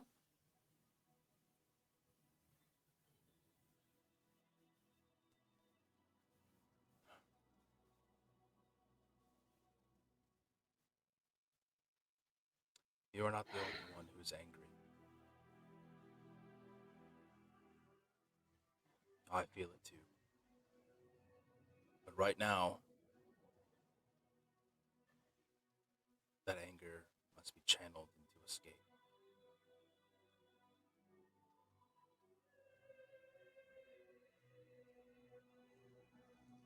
We don't have the answers. We may never have the answers. But I know now that we stay here much longer, we will most assuredly never have those answers.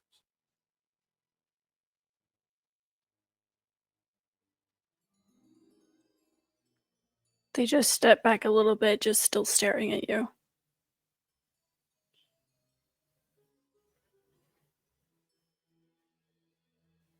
Soul begins to pick up the pages that were torn down, put them all in a pile. He'll place his hand over it and cast Reconstruct.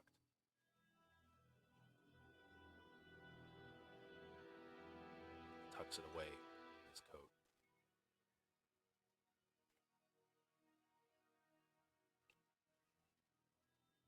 You have answers. I have pieces.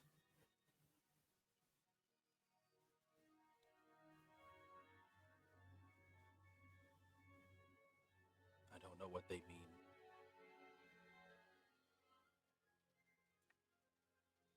There's a bigger picture at work here. I'm tired of people talking about the bigger picture and the puzzle pieces that we have. That's not the point. You have things that I haven't seen before, and I know you do because I tried looking at them when we first got here and you wouldn't let me see them, and I haven't seen them since. And those could hold answers that I don't have.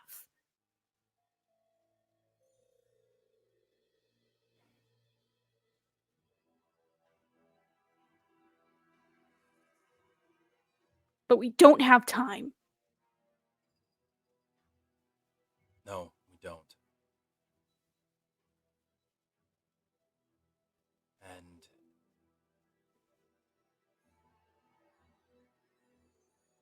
luckily, those answers won't be Ash. And he pulls out the leather-bound journal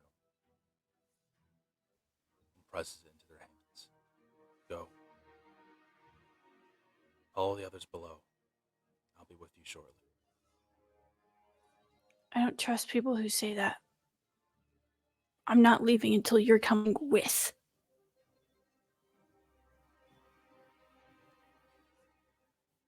All right. And he'll summon Alfred. Alfred, I believe it's time we clean up shop. I feel like this is a code. Yes. Do you mind telling the dungeon master who has to play the butler ghost what the code is? The code Smash. is AKA self-destruct the fucking shop.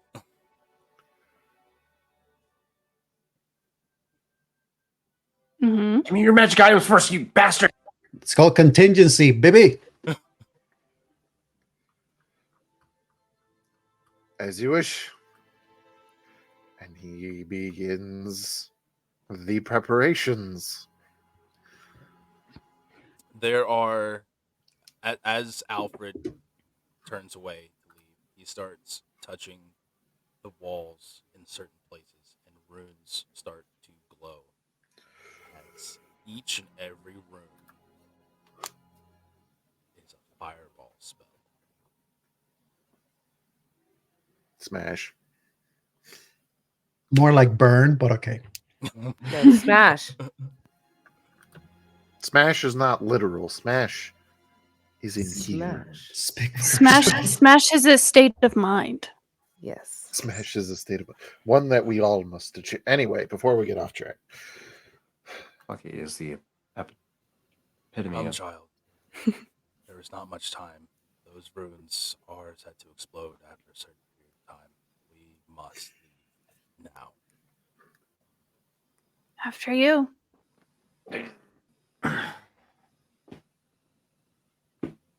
They make their way to the doorway to the crypt, and just before he seals it, he wills the magic in of the Phantasmal Theater to open the front door, and all of them step outside.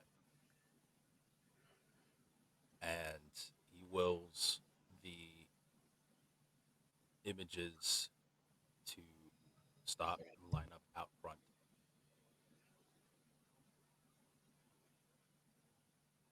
Well, So, oh, are you making them speak as well?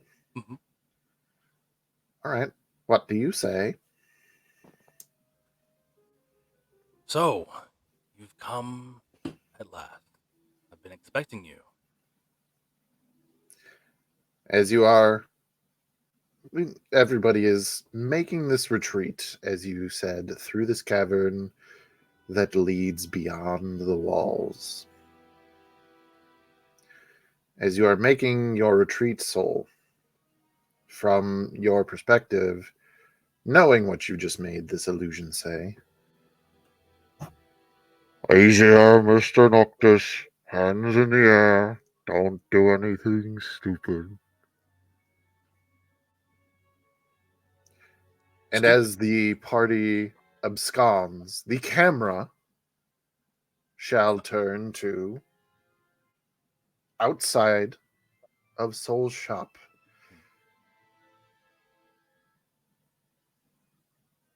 Stupid, whatever do you mean? You know exactly what I mean. Okay. The kind of stupid that ends with 6 dead lawkeepers. And you think I had a hand in this? I think you had 2 hands in it. Speaking of those hands, put 'em where I can see 'em. Flesh or metal. All of the images raise their hands simultaneously.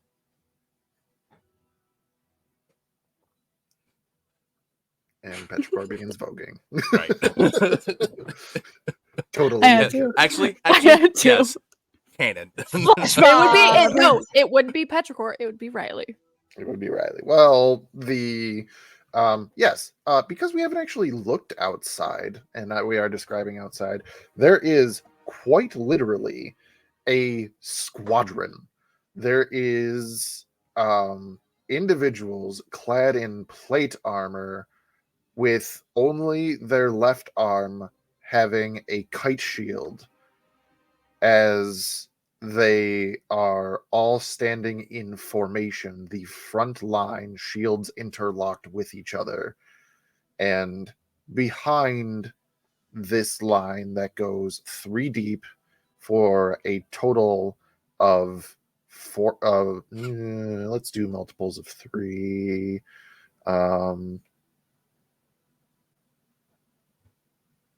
96 guards. There is, hovering in the air, a dwarf with dark gray skin, Dwerger to be specific, a long mane of charcoal black hair, and robes of a almost burnt orange, holding a staff with a ruby atop it. And he is looking across this sea of law enforcement. Like I said, don't do anything stupid. Hands raised. All this just for little old me. Well, as you can see, there's 5 of you. And I know you have 3 more that aren't quite tangible.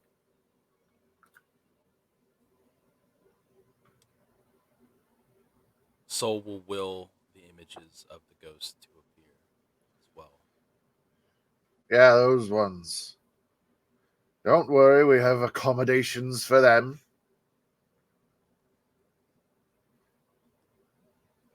How do you know it was me?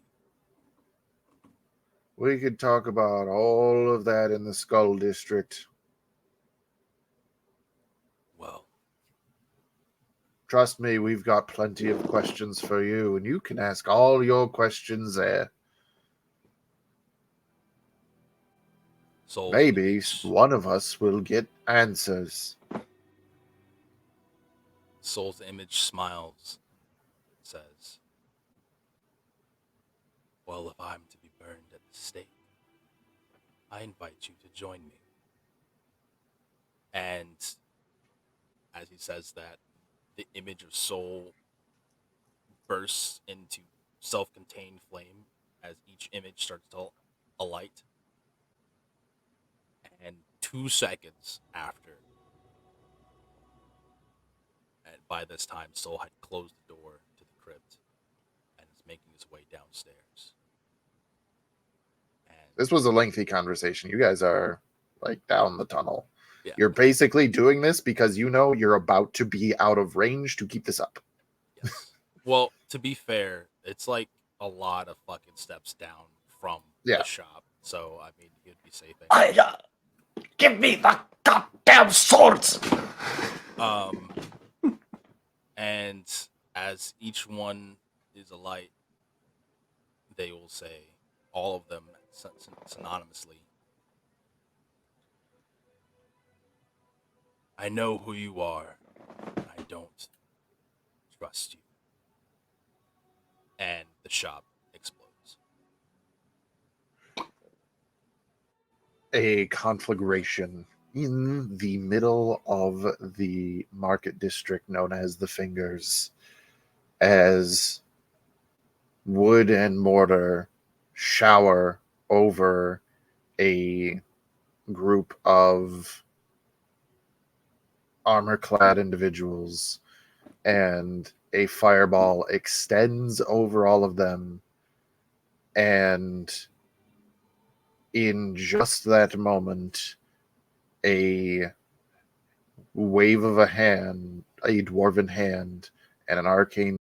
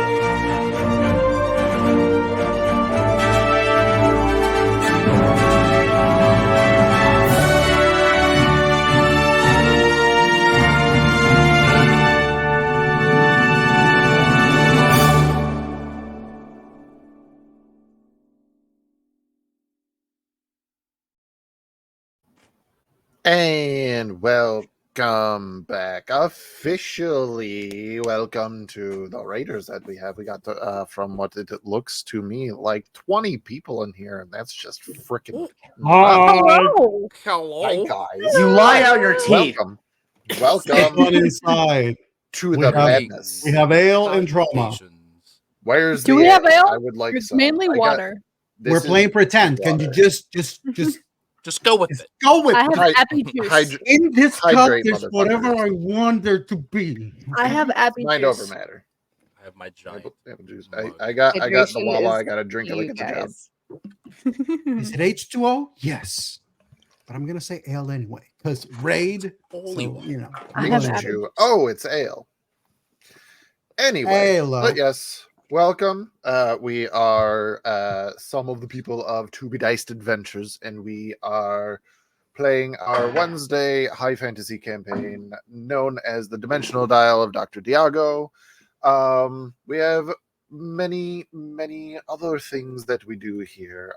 Like tomorrow, we shall be doing another high fantasy, more pirate inspired campaign known as Tales of Varden, headed by Claybeard Studios, or Claybeard on Clay_beard on TikTok. Yes, beard quite guy. literally, all of these wonderful, beautiful things he makes them. Go, you just all of your fine ware in your house, throw it out. Give this man a call. Anyway, that should be a wonderful. That'll be a wonderful session. The next thing after that we have will be Tuesday. We have Star Wars Edge of the Empire, the Jewel of Yavin, that we are currently playing. Headed by that guy way down there, Sir me. Daddy Tarzan. I'm that guy. Yeah. See all these notes? All these notes? We have a fantastic time with that session as well. It's going swimmingly. Absolutely nothing bad can happen unless it has to do with Chav drinking strange alcohol, or going into a gift shop. And if you want to know anything about what I am referencing, go to our YouTube channel, because we upload all of our past episodes there so that you can kind of watch and catch up with things. Looks like we got some. Looks like we got some Edge of the Empire fans in the chat. It's a grand old time. We're learning. We'll accept some helpful insights as to Pointers the and system whatnot. and stuff. Yes, so come for the system, stay for the story.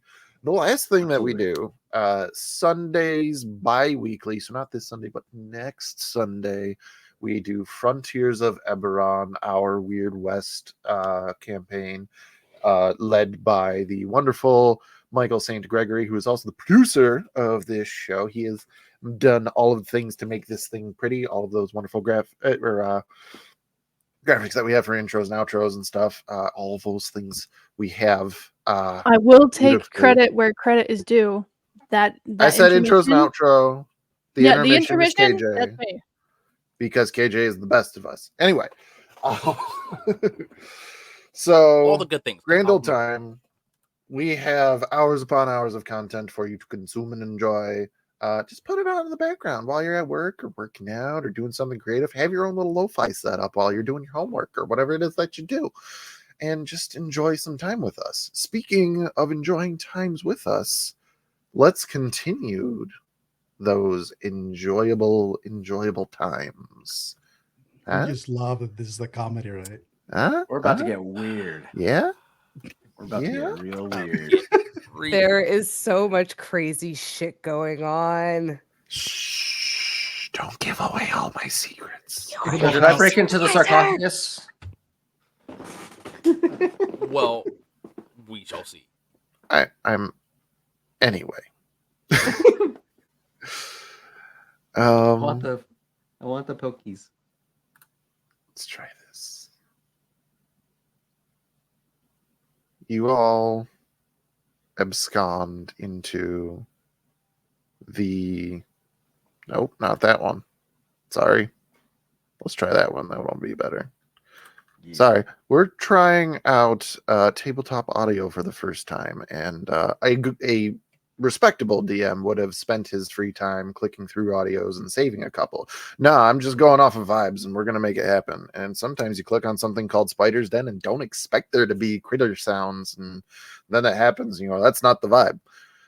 So, I mean, hearing anything. There's spiders down here. well, it's canon now. Hey, The party absconds into this tunnel, this escape that Soul has from his shop into the areas outside of the city. A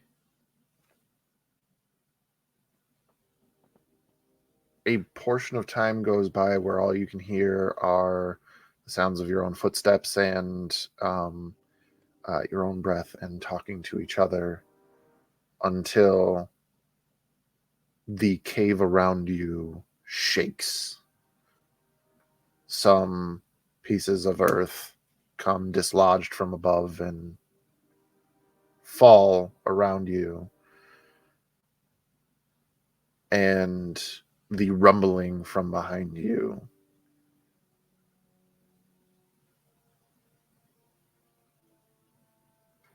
Not everybody was privy to Soul's plan, but regardless, something big just went off back there.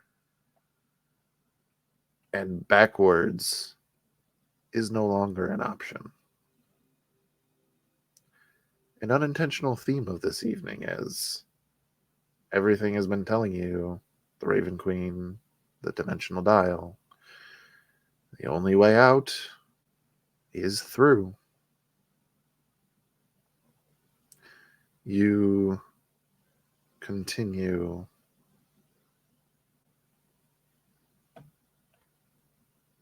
it's not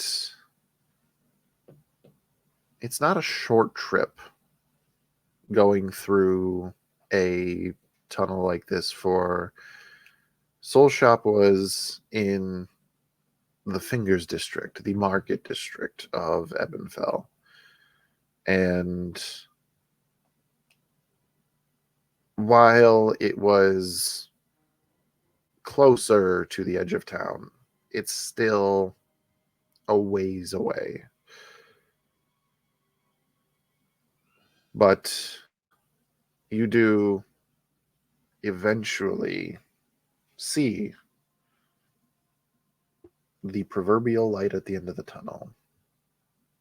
As much light as one can have in a realm that is without a sun. You've been in the terrain that you are about to reveal yourselves into. A rocky landscape with sparse amounts of bioluminescent flora. And above you, the ever-persistent night sky and a sea of stars. And the one large glowing moon above. It's enough to provide some light. And as you look behind you around the mouth of the cave, you see the towering walls of the city of Ebenfell, and above them, the light lime green shimmer of some sort of arcane ward placed over the city. And you were told that it's there to keep some things out. And Soul, you know what that is. But regardless if you know or not, what you all know is that now you are out as well. What's the play? I'm going to say that Borrow, from the get-go, he would have been walking using his staff to keep his tremor sense active and his senses, to navigate the space and to just be alert to any potential incoming or information that would be relevant as they approach the exit. And then once they're there too. Just as exit, there are a short row of steel beams that extend from the mouth of the exit, I would say about 10 feet in. Each one is like just twisted metal woven together. And as you exit, Soul will cast Deconstruct on the beams, causing the mouth of the cave to collapse. Well, that was a lovely shop while it lasted.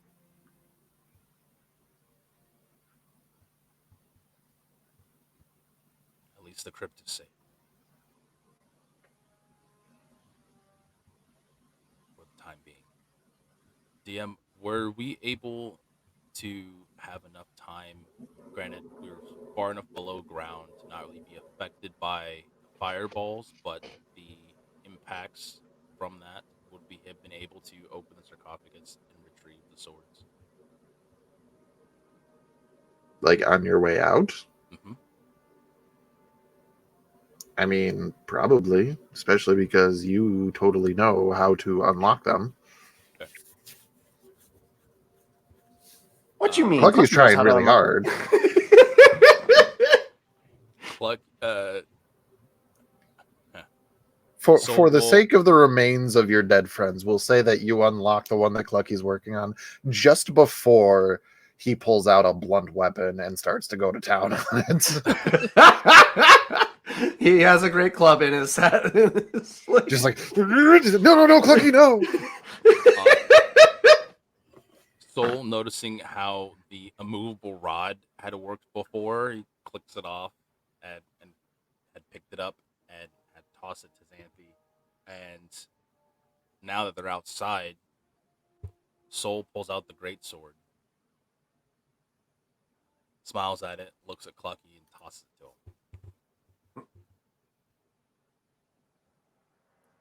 May the think we'll be gods have needing- mercy on our souls. I think we'll be needing that here in a bit. Reaches up in his bag, pulls out the other great sword that he has. Does the other one the new one look any different than the one that he already has? Much different. Tosses the old one. Puts the new one in his satchel. Soul raises a brow at the flying sword as it disappears off into the darkness and is just like, Oh, it was just like a.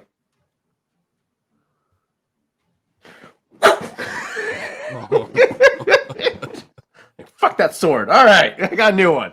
I will say, Petrichord takes this time to hand everybody a spy's murmur.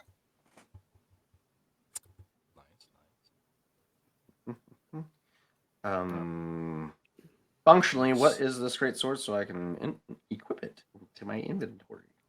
You don't know. Damn it! Right now, it's a great sword. Fuck! ornate greatsword. It is, in fact, a great sword. Son of a bitch! If only you had spent that long rest with it. Soul hands the short sword to Petrichord. There isn't a short sword. Is that No, Is it it not ended a up There's a being long sword. katana. There's a long sword. There's a scimitar. To be fair, never mind. That's fair. I was Soul looking at my has- proficiencies and I was like, never mind. Nope. Soul has the scimitar, as it is the shorter of the two to Petrichord. So it's at this time that I'll decide to remind you. You have Jerry with you. Mm-hmm. Hi! What the fuck? Yeah, about that. You? Yep. You Who's that? you break into my house. Mm-hmm. You open You my can't have this vault. back. Not go see. It's mine. You can't have it. You didn't pay for it. Nope. It's in my hands. This is Jerry- not the It time. doesn't belong to you. Jerry, we're keeping you alive. You might as well get over it right now. Enough. Jerry, you spoke of the place where the sword and the shield were taken from. How far is that place from here? Like a long way. On foot, like this, with what's out here, weeks. Well, luckily, most of us can fly. Who can fly? Well, he can fly, and he points at Clucky. Soul pulls out the broom from off his. Oh, collection of carpet! clothes.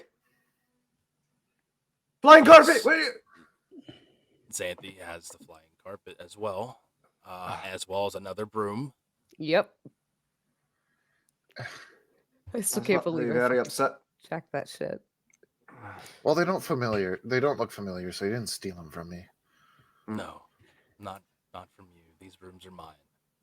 The carpet, however, I Hey, look, kinda this- stole it off the street. You don't know how to. I guess Respect? You're not a goose, so you wouldn't know how to fly. Would you like to fly with me? I can carry you. It'll be fun. The last time that I was in your hands, you put a sword through me.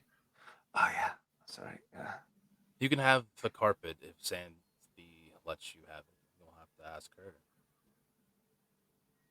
She threatened to incinerate me via said sword that was through me. Maybe if you ask really nicely. Wait, what? It's a new day, right? Sure, kind Uh, of. It's like, and he Sure. reaches into his pocket and goes, "It's about 2 PM." what comes after 2? 3.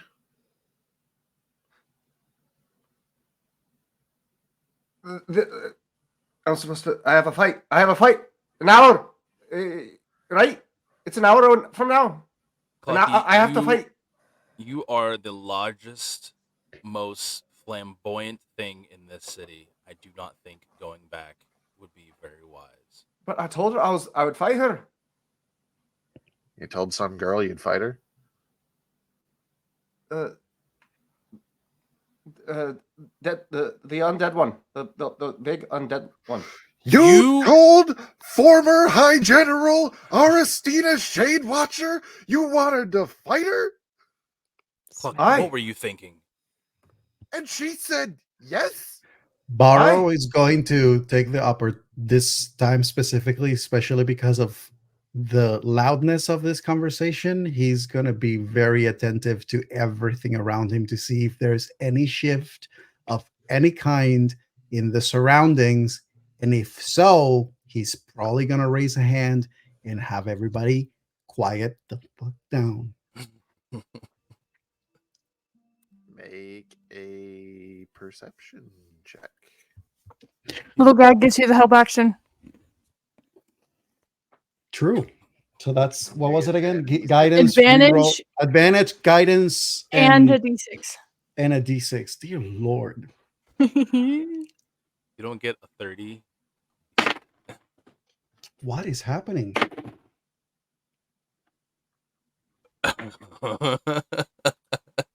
The look.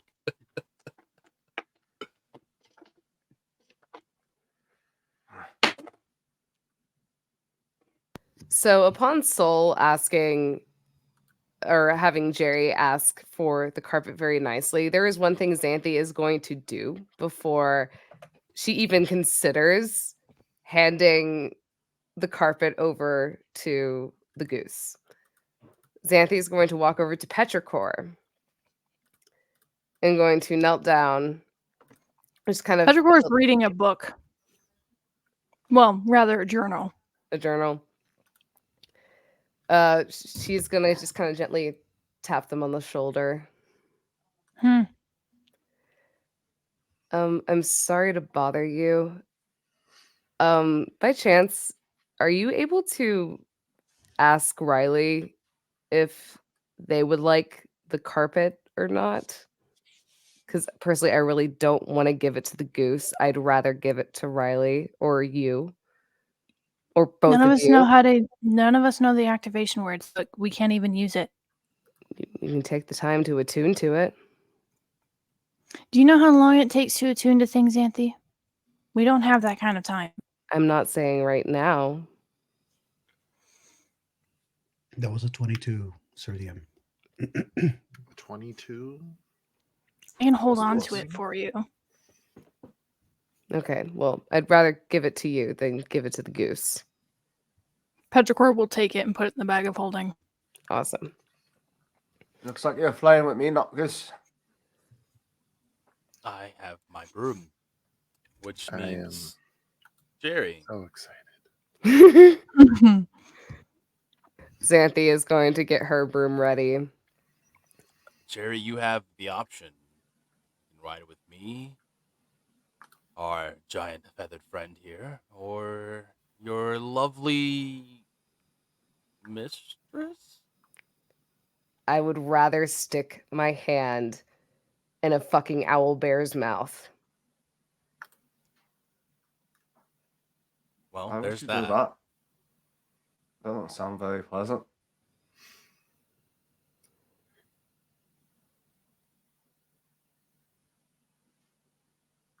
There's so many things going on.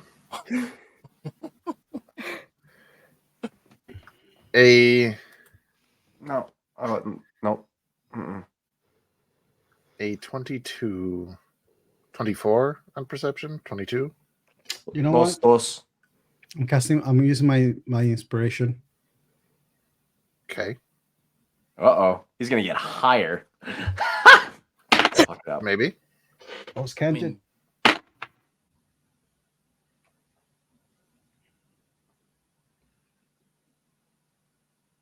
37. goddamn 47.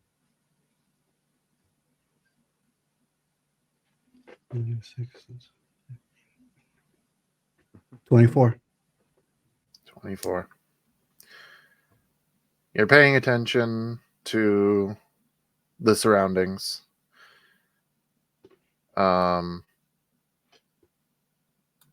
There's the distant wind. There is every now and then the sound of shifting stone as gravity finally looses it from where it was for merely inches of sliding. And then after a moment,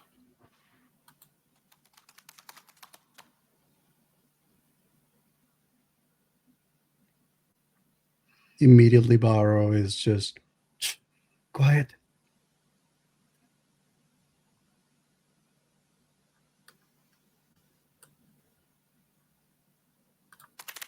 Soul casts dancing lights. And 4 globules of purple light begin to circle the party.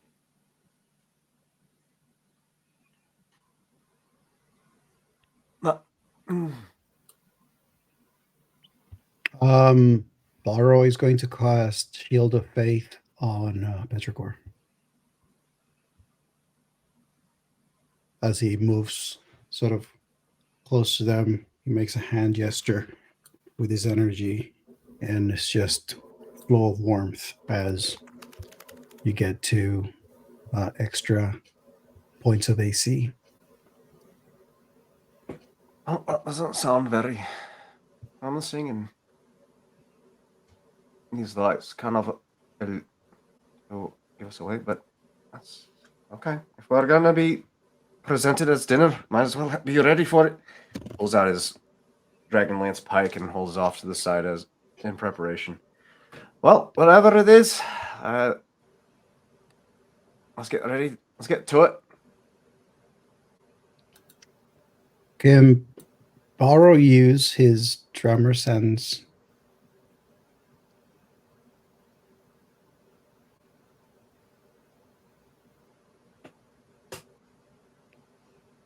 First of all, with the 24, would Borrow be able to perceive whether or not this crawling or this like sounds of motion are happening only on the ground, or are they happening also above? Or Flappy flaps. Definitely on the ground. okay.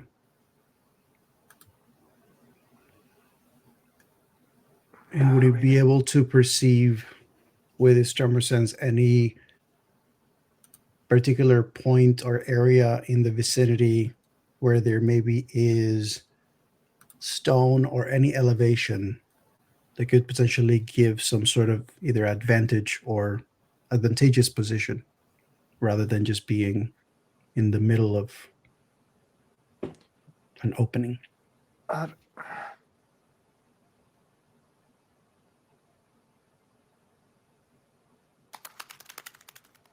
I suggest we take flight. You know, we've been talking about moving, and we're sitting here on our asses doing nothing. The closest high ground is the top of the cave behind you. Can I use Divine Sense? Sure. I fucking hate it every time. This is so unnerving. Just Well, Clucky's So- gonna take flight. So 50 feet up. For 6 seconds, I can sense anything affected by the Hallow spell or know the location of any celestial fiend undead within 60 feet that's not behind total cover. Yeah. Sounds like a face hugger. You activate Divine Sense, and as you're paying attention, you don't get anything. But infrequently, undead.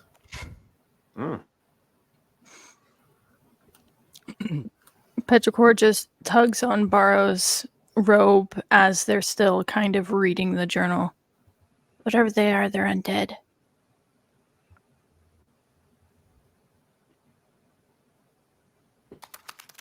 From 30 Right. feet up, is Clucky able to get eyes on these things?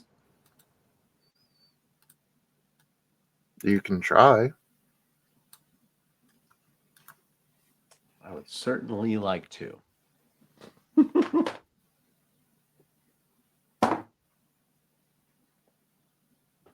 18 plus 6, 24. Damn it, that's the same thing as Borrow. He can't see it. How can I? Xanthi is going to cast Draconic Transformation because I have see invisibility and I can see invisible creatures. You have blind sight. I have blind sight. Same Well, thing they- as Borrow's ability, essentially. Wait, is I thought that's what the hold on, give me a minute. You're thinking of true sight. Give me a minute. Let me look it up because I remember reading this and it said I could see invisible creatures Within 5 feet of you. within Either 5 5 feet. or of- 10. 5 Yeah, or 10 there's a feet. limit to it. Give me just a moment.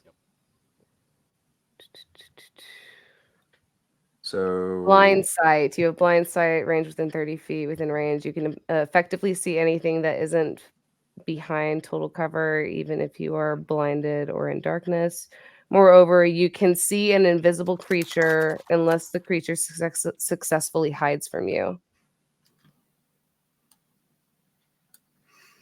Is this environment that we are in, is it like barren? Is it more like forest with trees? What is it More, like? it's more so between those two. Definitely would be more barren. Okay.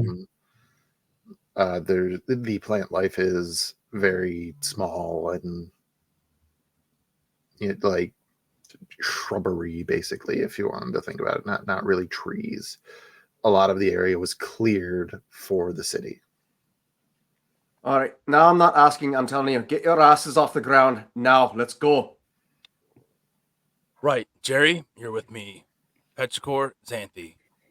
Clucky, catch Borrow, and he'll cast Catapult on Borrow, launching him into the air. I would love that, but Borrow is not an 10 object. 10 pounds. No matter how much we objectify him. Oh, I it am has to be an a object? person. Okay.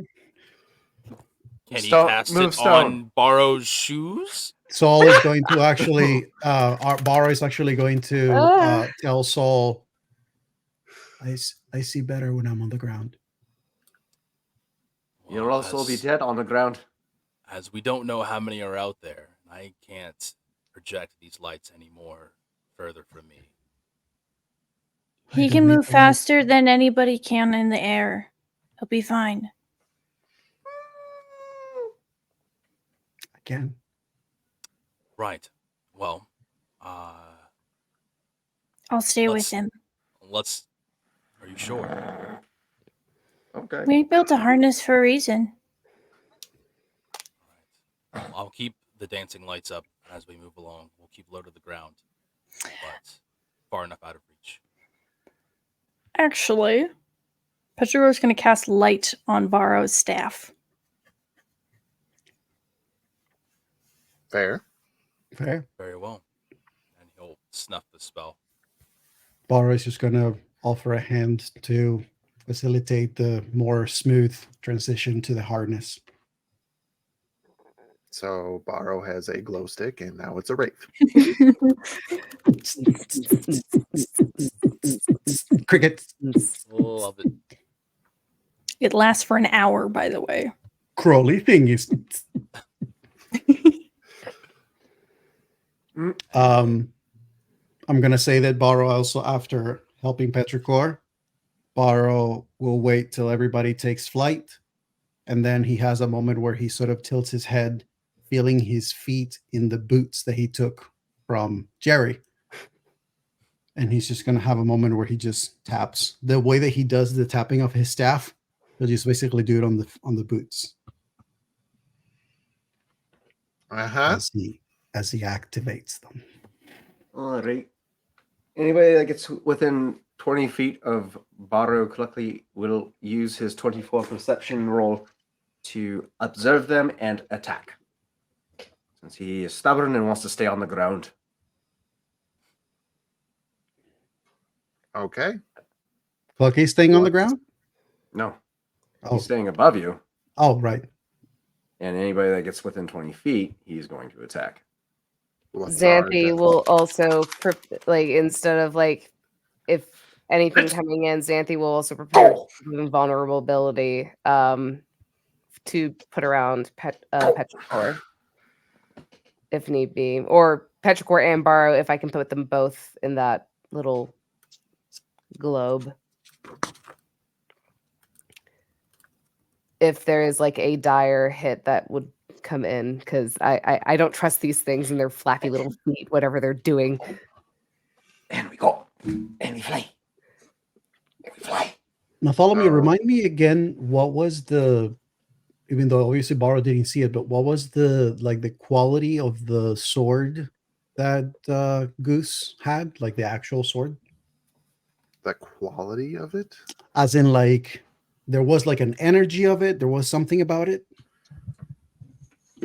Oh, in addition to it being a sunblade, it had a aura of necromancy about it. That he couldn't figure out. So, I ask, as we are preparing to abscond into the wilderness, what, pray tell, is our destination? The pyramid. As Soul takes off with Jerry, he'll lean over, turn around, and look at him. Jerry, lead us to the ruins.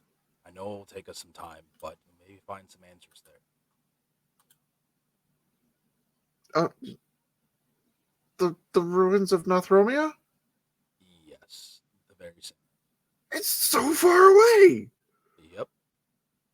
Where else can we go? Do you have a safe place outside of the city?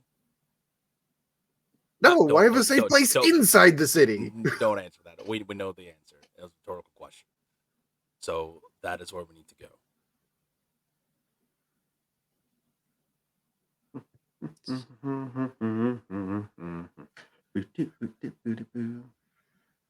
Did any of you believe that there may be something else we may find in the dial?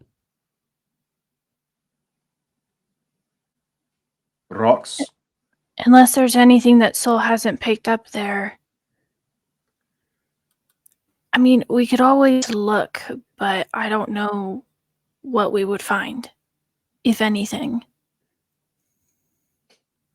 What was written in the journals, what I could find. I've spent years on that place. We need to go. And if we want to go there, we can, but there's not much left to study. But there could be something that I missed. As Petrichor is holding conversation, still 100%, even in the harness, is just reading the journal. While this conversation is taking place, we're moving, I would assume, instead of just sitting in one spot the whole time, hovering in place. Getting nervous, Tarzan? A little bit. I'm going to say Borrow throughout this whole time, whether moving or not, he's constantly just using his sense to see if he can pinpoint the thing or things, to see if he can actually discern whether or not at any point he can hear more than one simultaneously.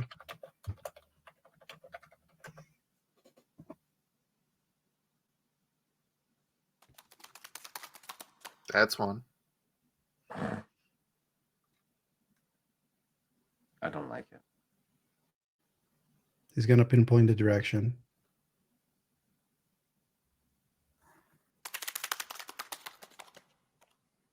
I think that's the same one.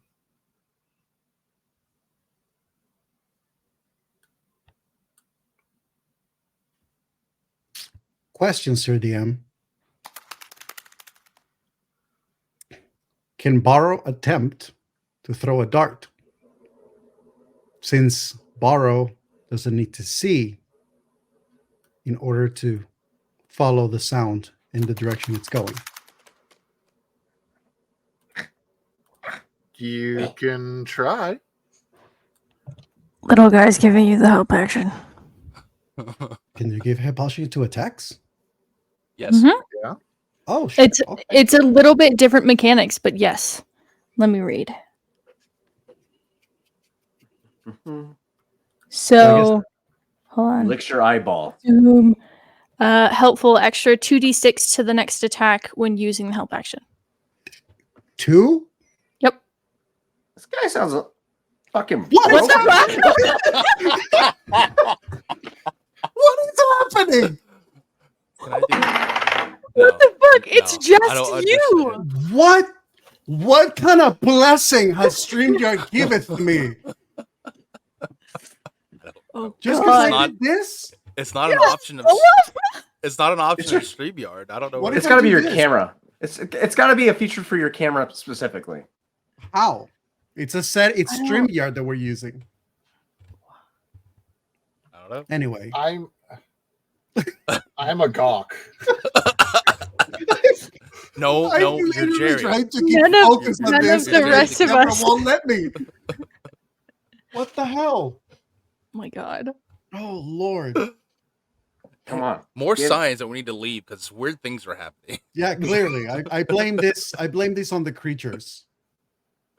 All right. So the question would be, Sir DM, is this something that would Borrow be doing this with a disadvantage, which would make it a flat roll with the help action, or is Borrow not getting disadvantage since he doesn't need to see it?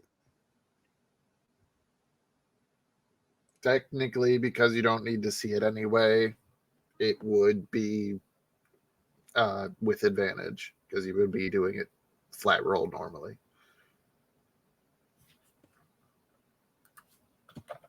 Okay. Your dice are making me very unhappy today, Bartholomew. That's better. So you said the 2d6 are also for the attack, not for the damage, for the attack itself. Correct. Yes, shit. Fuck, you could use that shit. Give me a nat 20 with that shit.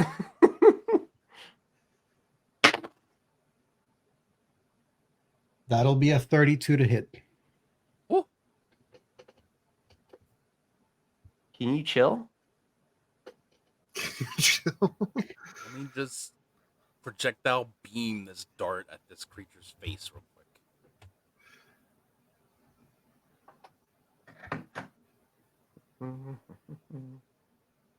If I gave you a chance. There is the pause, which happens every now and then.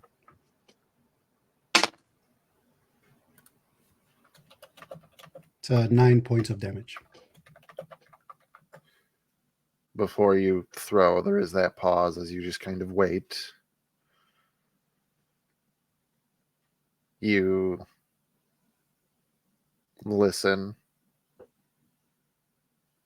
watching where it shifts.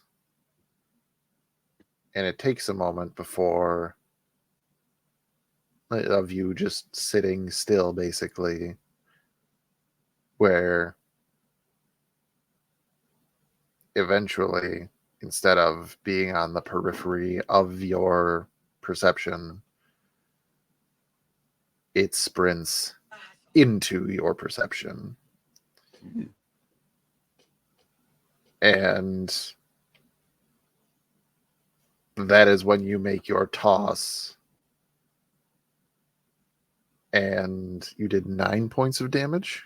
Mm-hmm.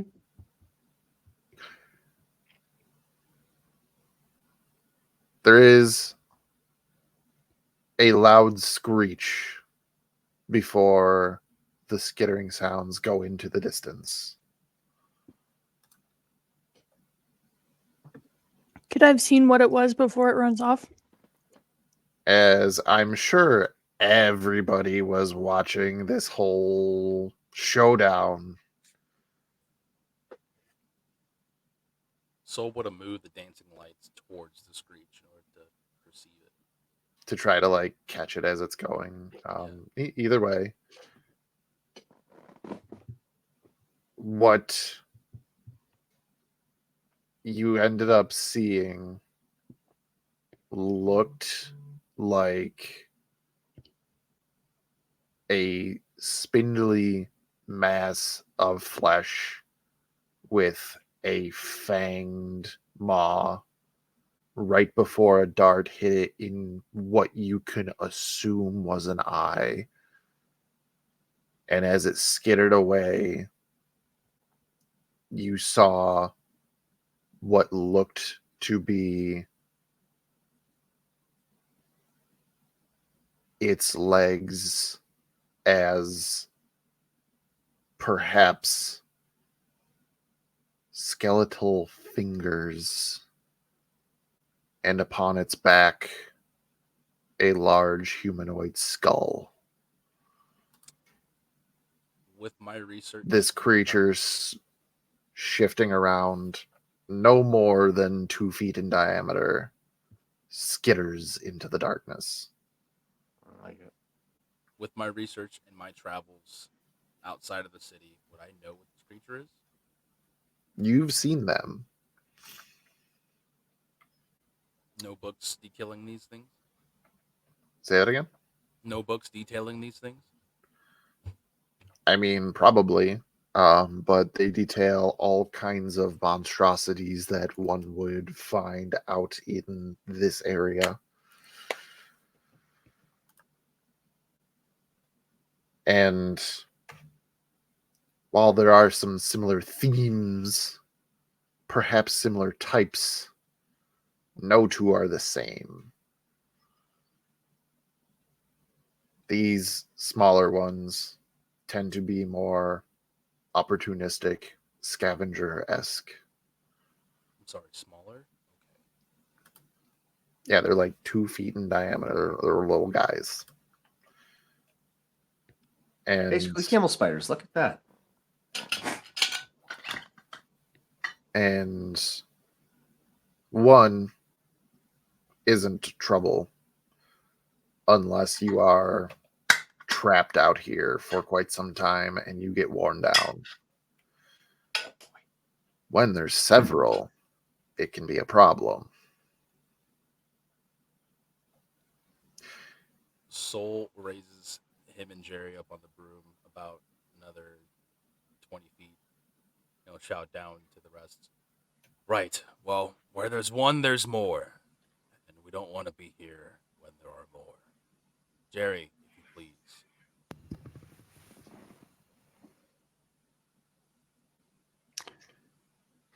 Baro is going to take out the sun sword. Okay. He's going to have his staff on his back, slinging it right next to where Petrichor is.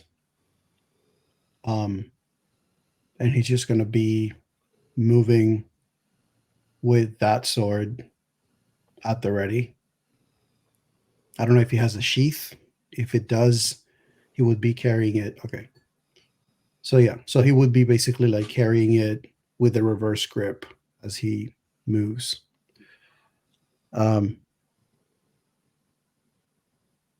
He's going to say to the group,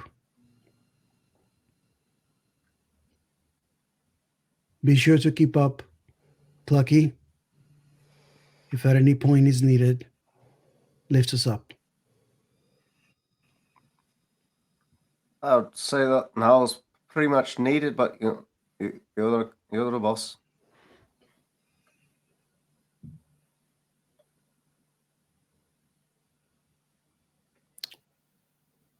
Bars are going to start moving. Your combination monk on foot and everybody else in the air convoy begins moving.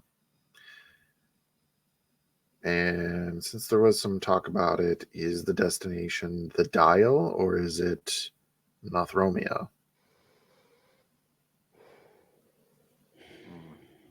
I gave options. Or Everyone to go with the party. Perhaps Aristina's trying to find another Shadewalker's way back estate. into the city. Huh? Aristina's fucking estate. So he can make his date. Muscle mommy. Bars actually going to ask Petrichor, what do you think? I don't know. I don't have answers this time. That's all right. We'll find them together. As the Dial is closer and relatively fortified, I guess we should head there then. We can make plans out later. Very well.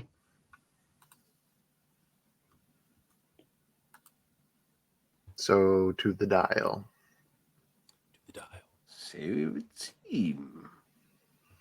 Is this the first time we've traveled back to the Dial without the purpose of the crystal?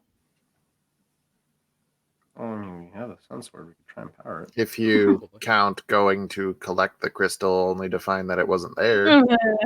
I don't think that counts, because that was still in reference to the crystal.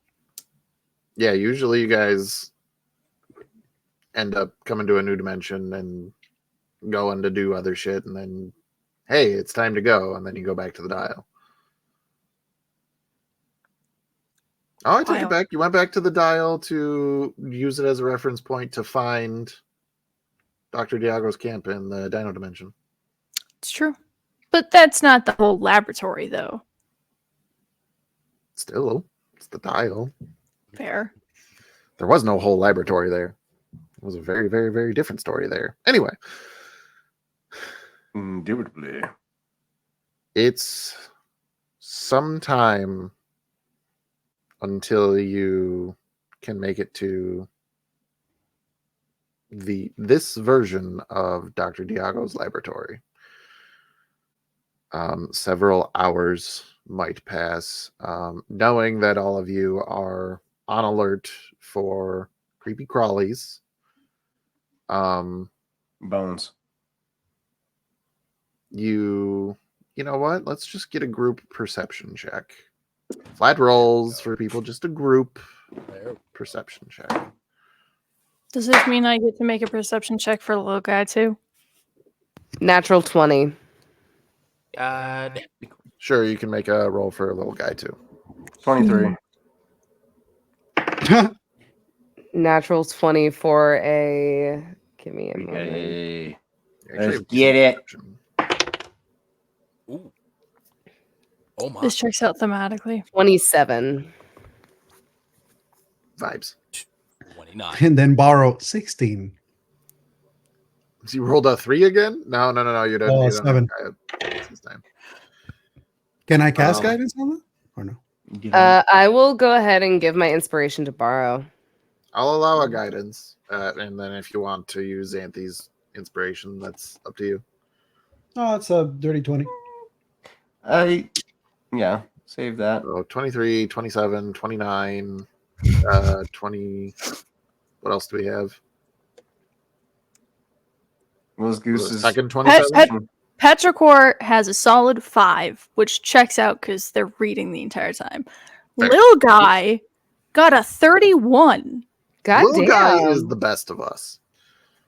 Damn. What about not Goose? I guess that's a good point. I guess I'll roll a dice this session.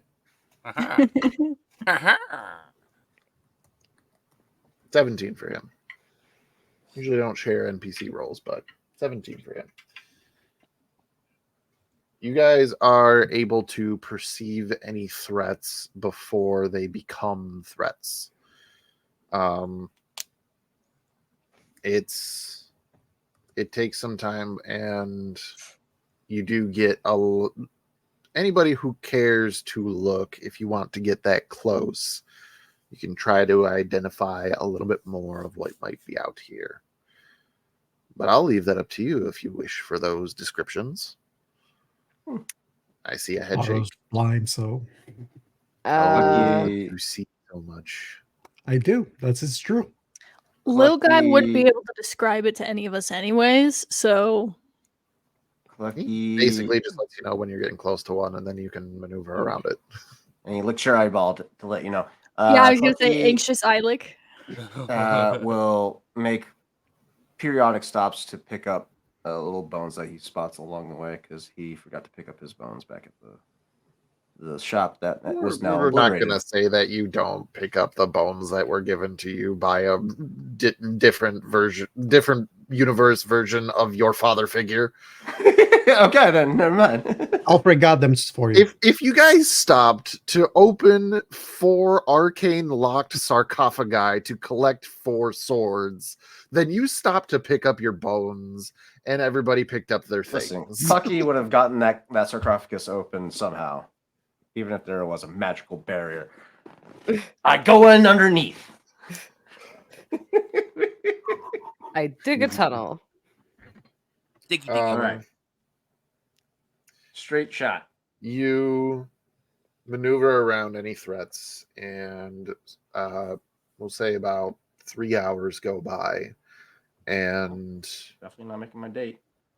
you stood her up.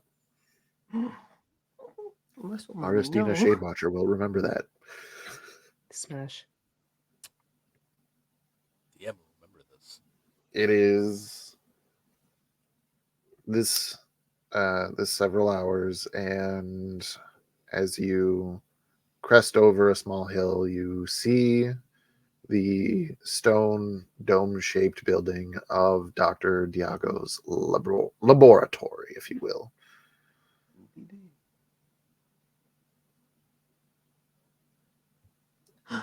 Dee. Sorry. Sorry, so did we arrive? Yes. Or are we there? And crest over the hill, and you see the lab. Yes.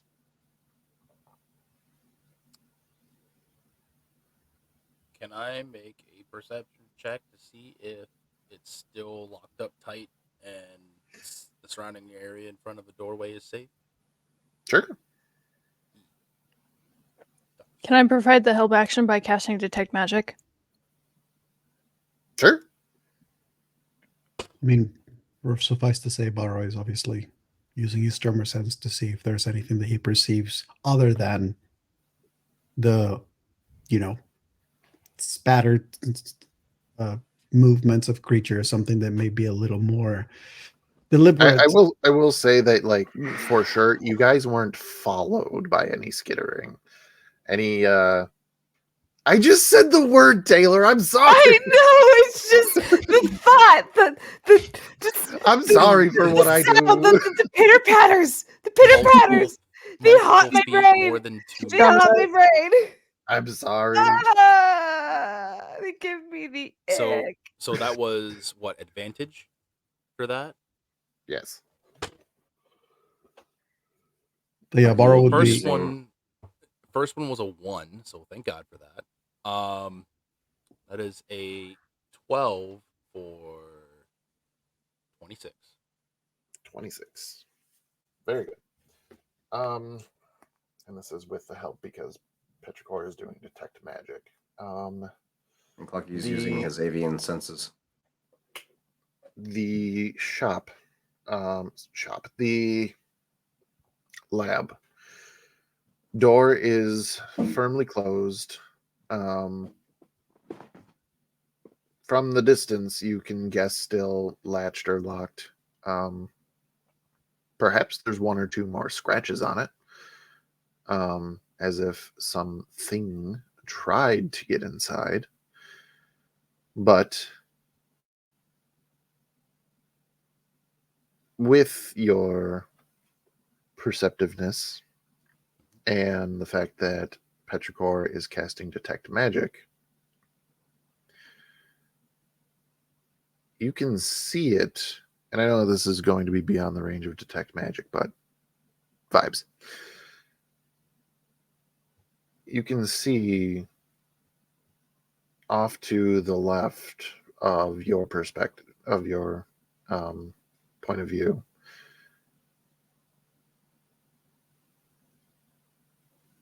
what appears to be yet another echo cloud slowly rolling over the rocky terrain.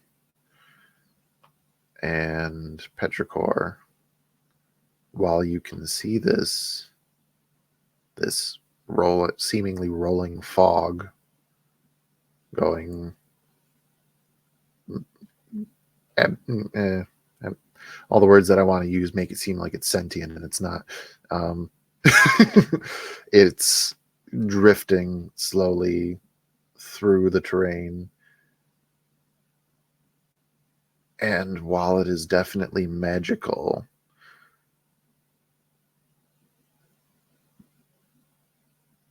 it seems like the magic is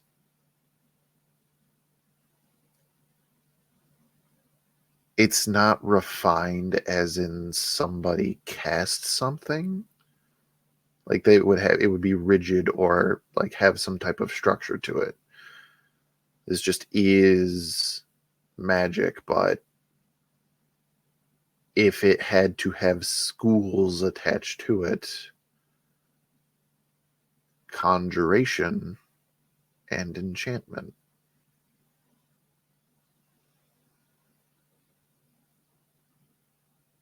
Does Soul notice the second cloud as well? You were the first one to see it. Petrichor sees it shortly afterwards, and with Detect Magic up, gets the additional information. You, Soul, know about echo clouds, which is how you were able to tell Petrichor and Riley what kind of situation you were all in.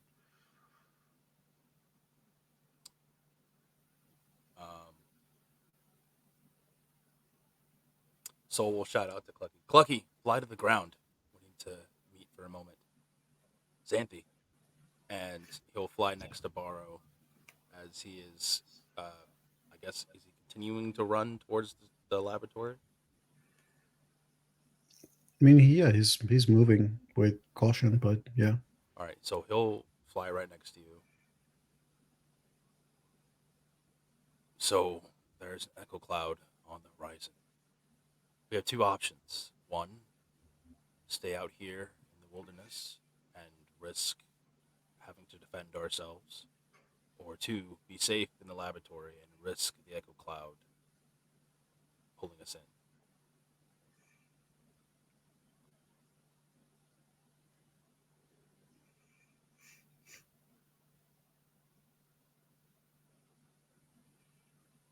It doesn't appear that it's like making its way towards you. It's kind of like if the dial is straight ahead, it's Right, but if we're in the laboratory, we're stationary.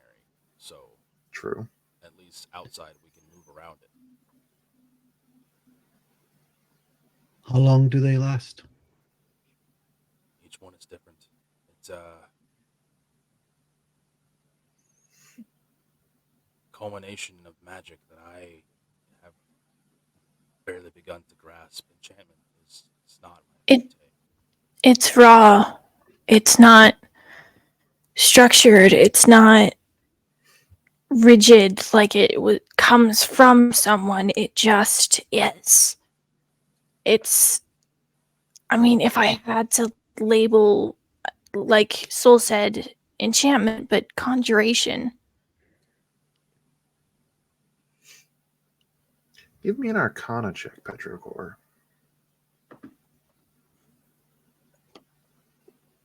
Guidance. Don't.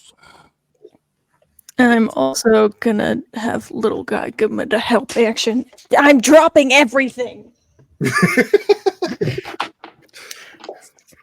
Can I Are we all going to be able to sleep tonight? It appears that I've crippled like at least half of the people in the room.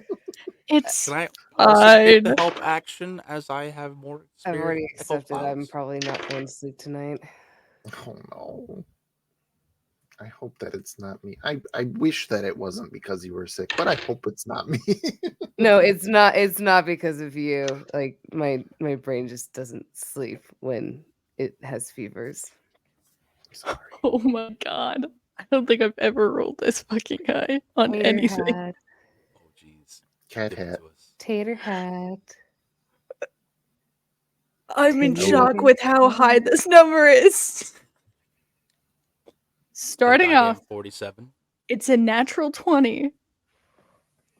I get a plus 10 for Arcana checks, which makes it a 30. Okay. I rolled a 4 on the d6, so we're at 34.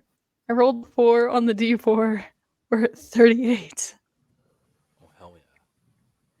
Oh, hell yeah. Smash. So you don't know anything of what you're saying. Okay. Love to see it. No, I have no idea. You rolled too good. Yeah, moving on. You actually peer through your detect magic into the veil, and you see 6 people on a screen. Yep. Who are they? Yeah. You What is understand how The magic technology behind works? all the magics is called internet? Yeah. Hmm. And sometimes it doesn't work. We have come You full circle. actually have all of the knowledge that you need to run a Dungeons and Dragons 5th edition game. So, AJ, now you're the DM. Okay. So that now is the time. Here we go. All right, I'm ready. Let me pull up my Another notes. player has touched the beacon. This is how you do it. You roll a 38 on an Arcana check. Claire. The funny thing is, Okay, if I actually okay. had to DM something right now, I could, because I have the one shot written. All right, with 14 people Nope. as witnesses on Nope, Twitch, it's not recorded right now. also. So not tomorrow, but the next available day. Roll it. Okay. Stop being goofy, Matt. So, speaking of rules of Dungeons and Dragons, just in case anybody's not really aware, the Dungeons Master Guide does kind of lay out how to set DCs for things and how they should be treated. A DC of 5 is supposed to be something that's like negligible. Anybody can do it. 10 is average. 15, kind of difficult. 20 is supposed to be hard. 25 is supposed to be nearly impossible. And 30 is supposed to be impossible. Petrichor not only did the impossible, but they sprinted past it.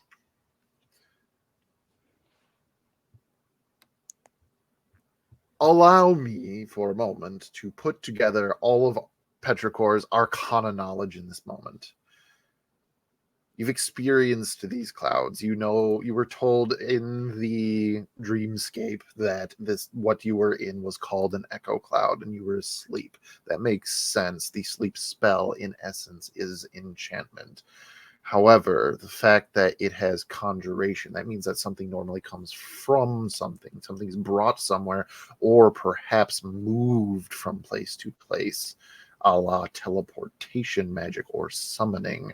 And the fact that this is so raw, the fact that this is so chaotic in nature, it is literally just a force that is out here, something that exists. It is an affront to the weave itself. This echo cloud, in essence, like on the whole, was just some sort of magical gas that could put somebody to sleep if inhaled, but something has torn the weave within these clouds and made them portals.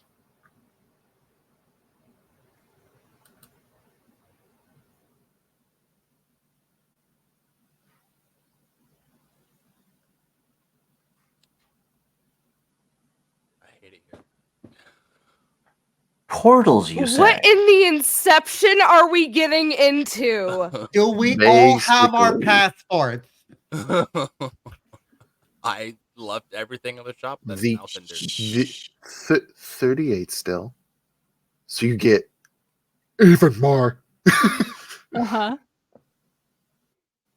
If this were a portal, it would have a destination.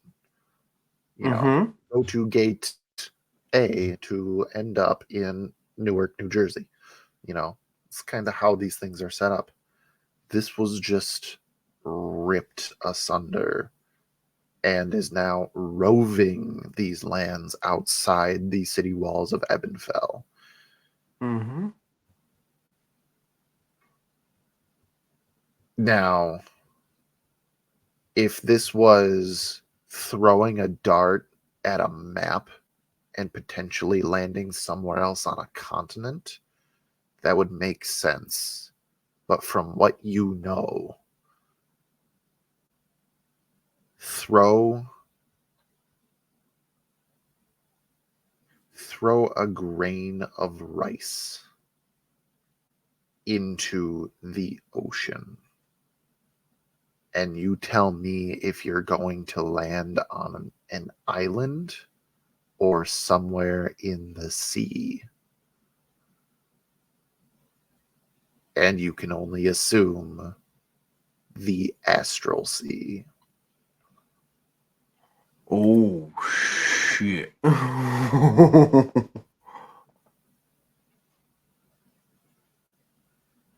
Well, we know how to get to the dreadnought now.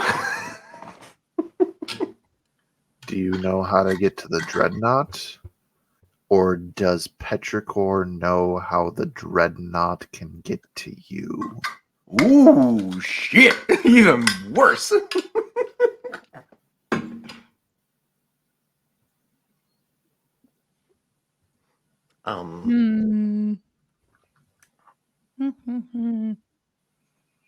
I Shit. hate all of this. But And I now a don't. message from our sponsors. I think what How's it happens for everybody else is, as the conversation is happening, they're just inspecting the cloud from afar, looking at it in all of its intricacies. Has kind of the head tilt, like, what moment? And then the oh moment, but doesn't say anything. Sure. Okay, sure. Useful. Always keeping the secrets. Water's gonna walk straight into the cloud. I'm kidding. Can't have anything nice. Like communication. You go through what just happened in the last 24 hours as a 10-year-old kid and say that communication is exactly what you're focusing on. He's 4. I am. We love all of this. Is there anything you see, Petrichor? Yeah.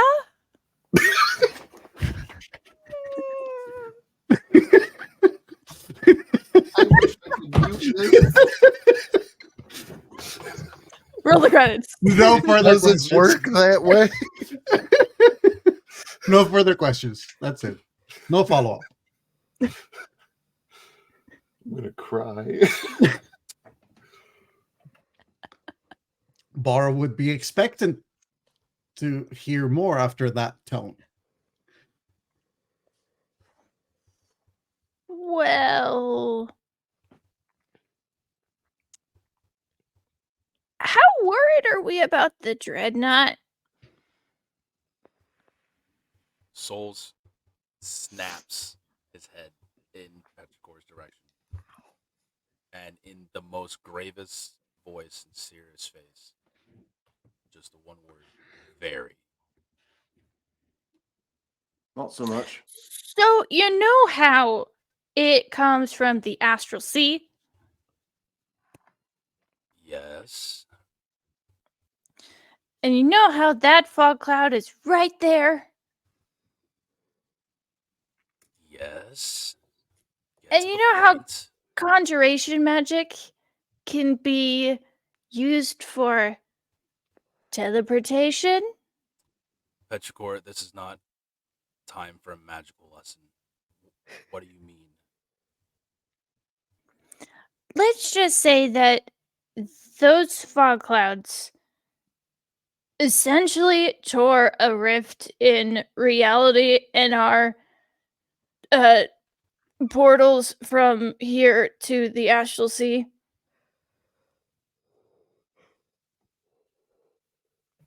You rolled a 38. Potentially anywhere. But odds are you're just gonna land in the astral sea. I mean, to be fair, probability it could be anywhere, but like, you know, not quite throwing a dart at a map. Way bigger scale. Most likely just the astral sea. Soul kind of cocks his head as he's trying to process this. And then he looks at the cloud. And then he just goes pale and just says, Mistra, preserve us. Holy fuck, how did I not see that before? To be fair, we did just have a conversation with a goddess who said that she would help us where she could, and then I used tech magic and boom. I'm not normally I don't know that much. Here we are. So what you're saying is we have to go pick a fight with whatever Clucky, that dreadnought is the opposite of what I'm saying. I'm just saying no matter what we do, we should just keep in mind that portals are two-way doorways. So it can get to us as much as we could get to it. But we do not have an understanding or a compass. So, Glucky, what you have to understand is that those clouds could make us get lost. Not just as a group, but from each other. We could lose you, or you could lose us. So we have to stay away from them.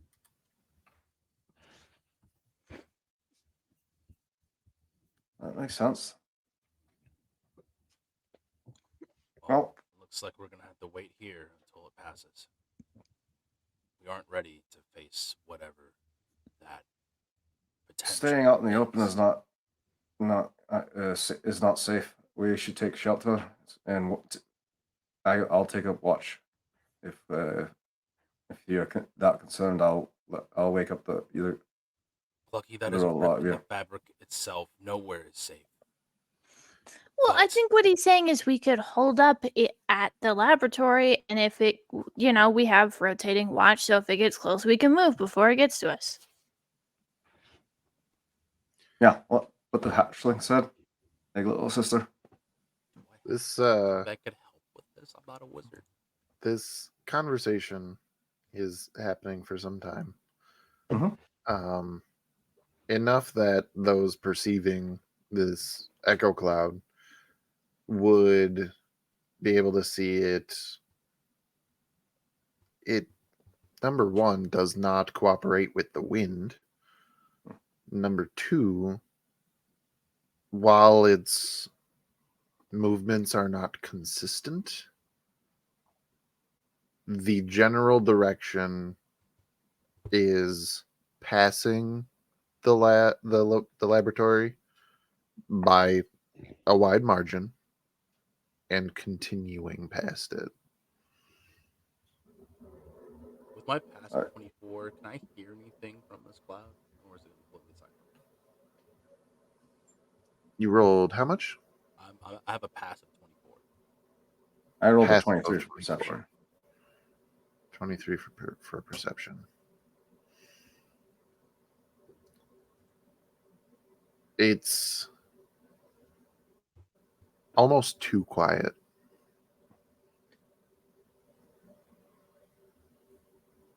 Aye, hatchling. Those clouds, are they attracted to anything?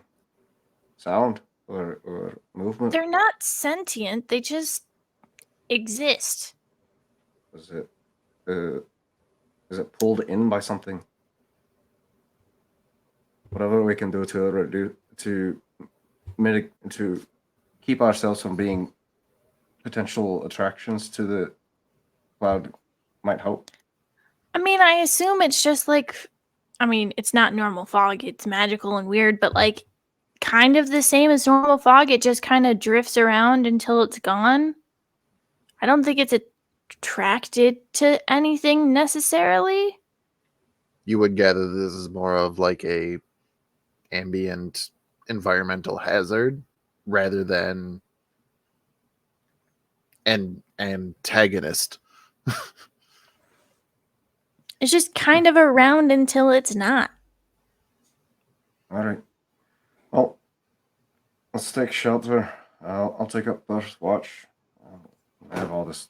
I have all my energy, and I rested up pretty well. A lot of you, not so much. So I'm feeling good. Feeling frisky. If anything comes in attacks the shelter, I'll keep them at bay. But you guys should rest. I'll take next watch. Xanthi will cast Create Bonfire and allow to start setting up a camp and stuff like that. Are they going into the lab at all? Yes.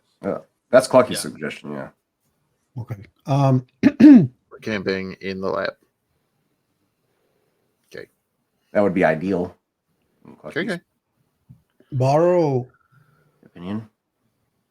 is going to probably help Petrichor off the sling. And he's going to Xanthi, Petrichor.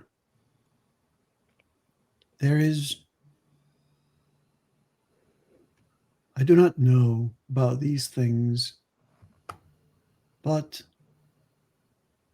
even if I'm wrong, I would like to try and share something that I thought of. The crystal for the dial. I know that we have had to seek out many powerful sources before, but a thought occurred to me, no matter how absurd it may be for those of you who understand these magics, that Xanthi, you were brought back to life by the very dragon that fueled the crystal last time. And Petrichor, You are capable of wounding a deity with incredible strength. I might be wrong, but there is a part of me that wonders if the power that both of you have together would ever be able to charge the crystal.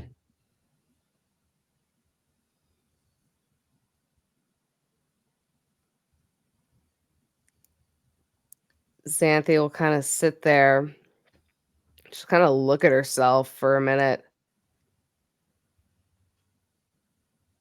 And she kind of like looks at Borrow and she's like, look, like the dragon brought me back and I got lightning powers and everything. And I don't know if I have the capability to charge the crystal. Like I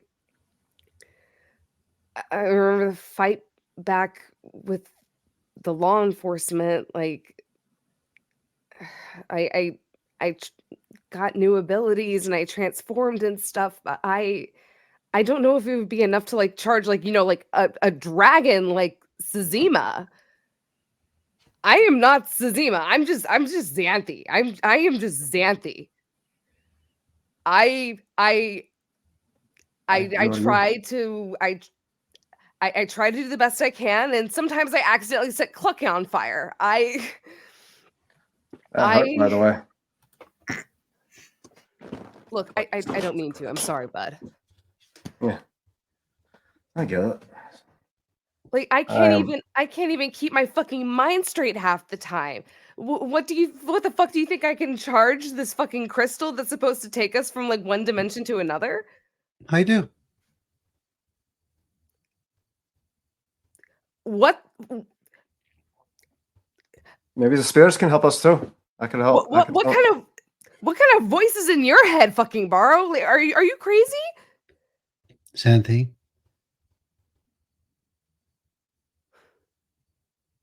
I said I wasn't sure, but even in my uncertainty, I choose to hope that it can be done.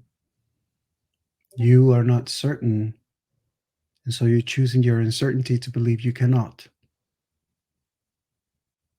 I just wonder what would happen if suddenly we just started to face uncertainty with hope, despite all the things around us.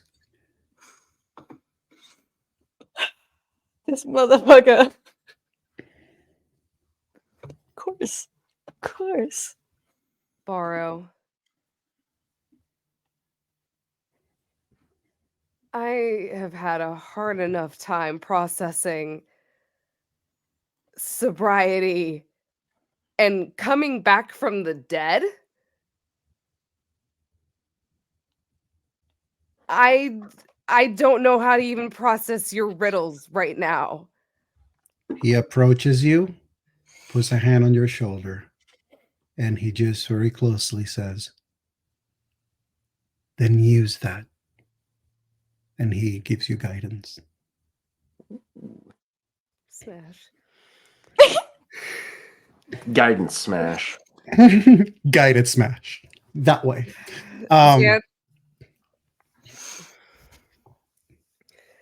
Xanthe will take a moment as she kind of like thinks back to everything that's happened, and she kind of tries to remember how she felt when she made that draconic transformation, because she more made it out of a need to transform than it was like her willing to transform, due to the fact that like the popo like was getting all handsy and stuff. So she is trying to push through those moments where she kind of remembers flashes of the battle, and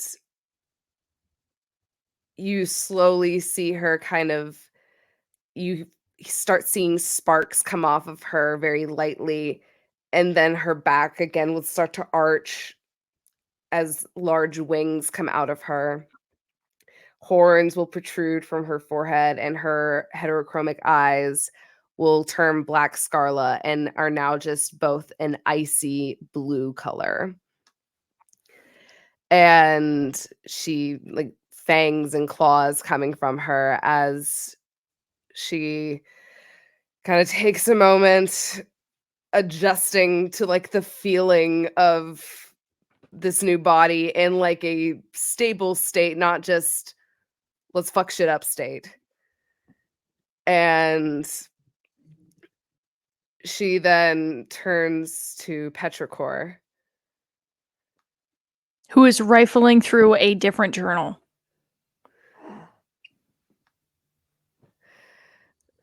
Xanthi is going to just quietly walk over and knelt down. Petrichor, do you have the crystal? Mm-hmm. Do you mind handing it to me? Just give 1 second. Okay. Borrow, in that moment, he then moves toward Clucky as he just places a hand also on his shoulder as he says, perhaps it will lead you to in your spirit. I'll take first Okay. watch. All right. And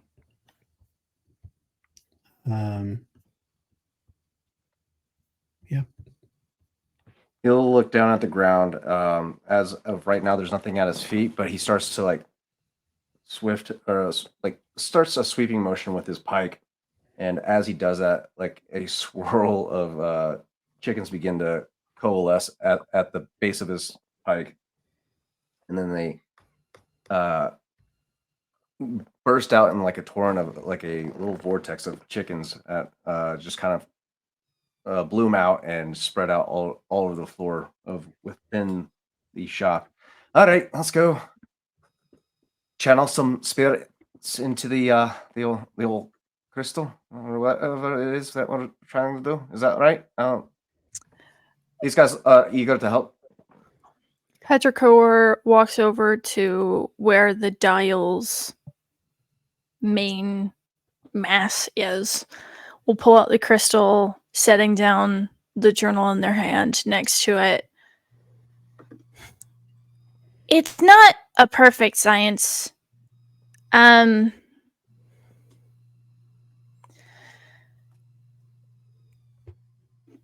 Theory and theorizing and research only really takes you so far. So, in theory, it should work. But in practice, literally anything could happen.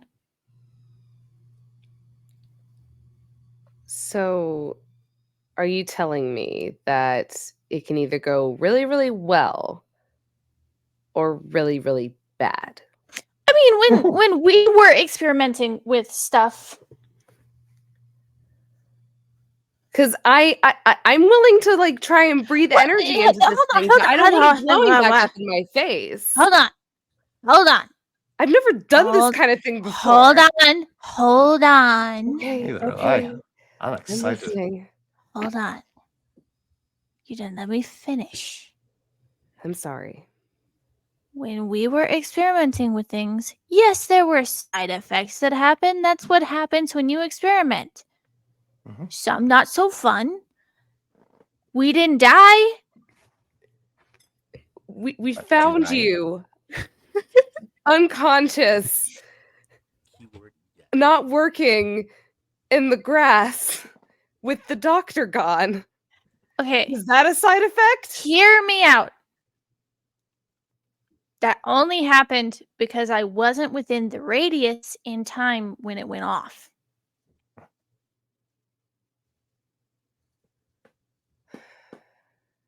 So what can I do? And that was only when activating the dial. We're just trying to see if we can recharge it first. Right. One step at a time. Either way, Petrichor, this whole situation is absolutely terrifying. Listen, I got it handled. I'm the healer. It's okay. Petrichor, I spent my whole life getting magic injected into me, not me injecting magic into things. Listen, it's a learning Get experience rid for of all of the us. toxic energy? Yeah. Out with the bad, in with the good. That's what Papa always said. Xanthi, she kind of like she sits there almost like in shock for a minute, kind of just thinking it over, and then you just see her burst out laughing. See? She Laughter just is always good. starts laughing hysterically. What do we have? And What? she finally calms down and she goes, let it all out, okay? I guess that's one way to put it. All right, Mr. Cluckers, come here. And he picks up this big burly spiritual chicken, the same similar gray streak, the gray feather that you can kind of tell is a gray feather, as it's like slightly discolored from the rest. Petrichor, you've seen this one turn into Caliban at times. He sets him this big beefy chicken in his lap as as he's like staring intently at the diamond or the crystal. Hey, Mr. Clucker, put your spirit energy into the crystal, right? Is that what we're doing? Hold on. One step at a time. There's processes to these things. You can't just go Alright. doing it willy-nilly. Calm down, Mr. Clucker. It's not our turn yet. I love this so much. Oh my god. I cannot contain hand flappies when it comes to this. Jesus Christ. Okay, so So stinking adorable. order of operations. Petrichor is there any somewhat usable equipment that is still laying around?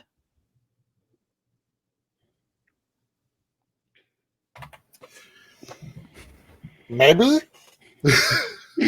Give me an investigation check What with kind of advantage equipment is because you know what Petrichor you're looking for? Would they be mentioning like what they'd be looking for? Nope. They're Nope. in the zone. They in the Hyperfixation. zone. I would say Investigation, you say? maybe. Investigation, I say. While Petrichor's digging around, Clucky's going to scoop up a couple chickens and set them in Xanthi's lap as well. Those that's Betsy. That is Mr. Rooster, and that's Al. That's Hello, Al. hello, Betsy. Hello, Hello. Mr. Rooster. Al? 19. Al? 19. There's some things here. A lot of things are either decayed or broken. He's looking at me weird, Clucky. It's Broken, you say? it's not it doesn't Gotcha. look Put it like around there's him. much. Like you can try to get something together, but it's not promising. Okay, so Petrichor is, if needed, going to scavenge and make basically a holder device for the crystal to be placed into that potentially using the gems that they have as kind of points that, like 3 of them, that could be used to cast something at and focus into the crystal itself instead of just at the crystal in case the crystal Xanthi breaks. will offer her mirror. Yeah. No, not Oh. using a mirror. Oh, shit.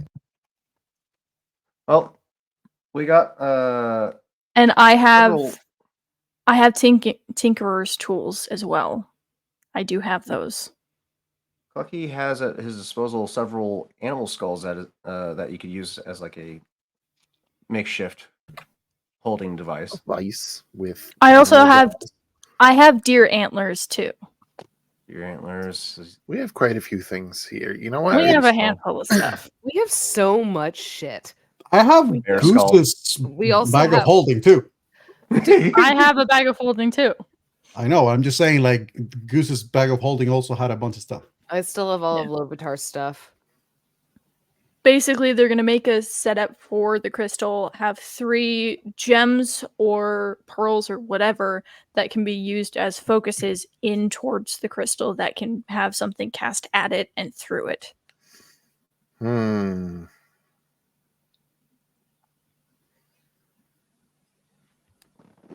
Okay.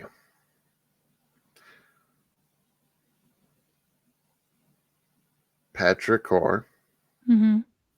make me an intelligence check and add your proficiency bonus. Please. Can I have Thank you. little guy give me advantage?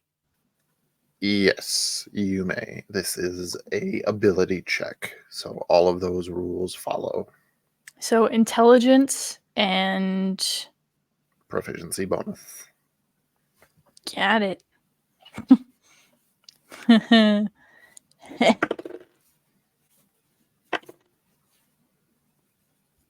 Thank God for fucking advantage.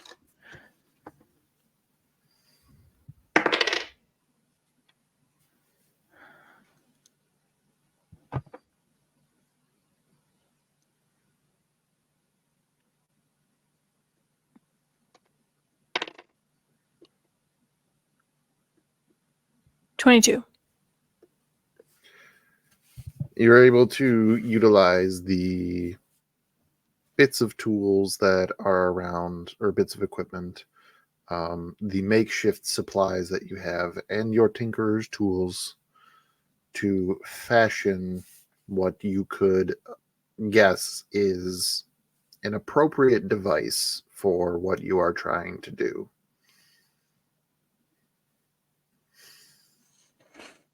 Okay, so Stay on target. here's what we're going to do. Each All of right, us, Parker, listen. each of us is going to cast or project said energy into these focal points, and we'll point out them. So Clucky's this one, Xanthi's that one, I'm this one. They're all aimed at the crystal. Hopefully, if something goes bad and it'll like shatter, it won't shatter the crystal, but the focal lens instead. I don't know how much energy we need. I'm gonna use something that's higher because, you know, the powerful things are what's required, so I'm assuming it takes more. Xanthi's going to kind of look at Petrichor and look at Borrow. And she's going to pull out the dragon's blood that she has. And she holds it up and she goes, "What about this?" That's bad. That's tough. That's toxic. Remember, we're out with the bad, in with the good. That's what we're And doing. I have right? that wand that I got from Jerry that allows me to control chaos magic.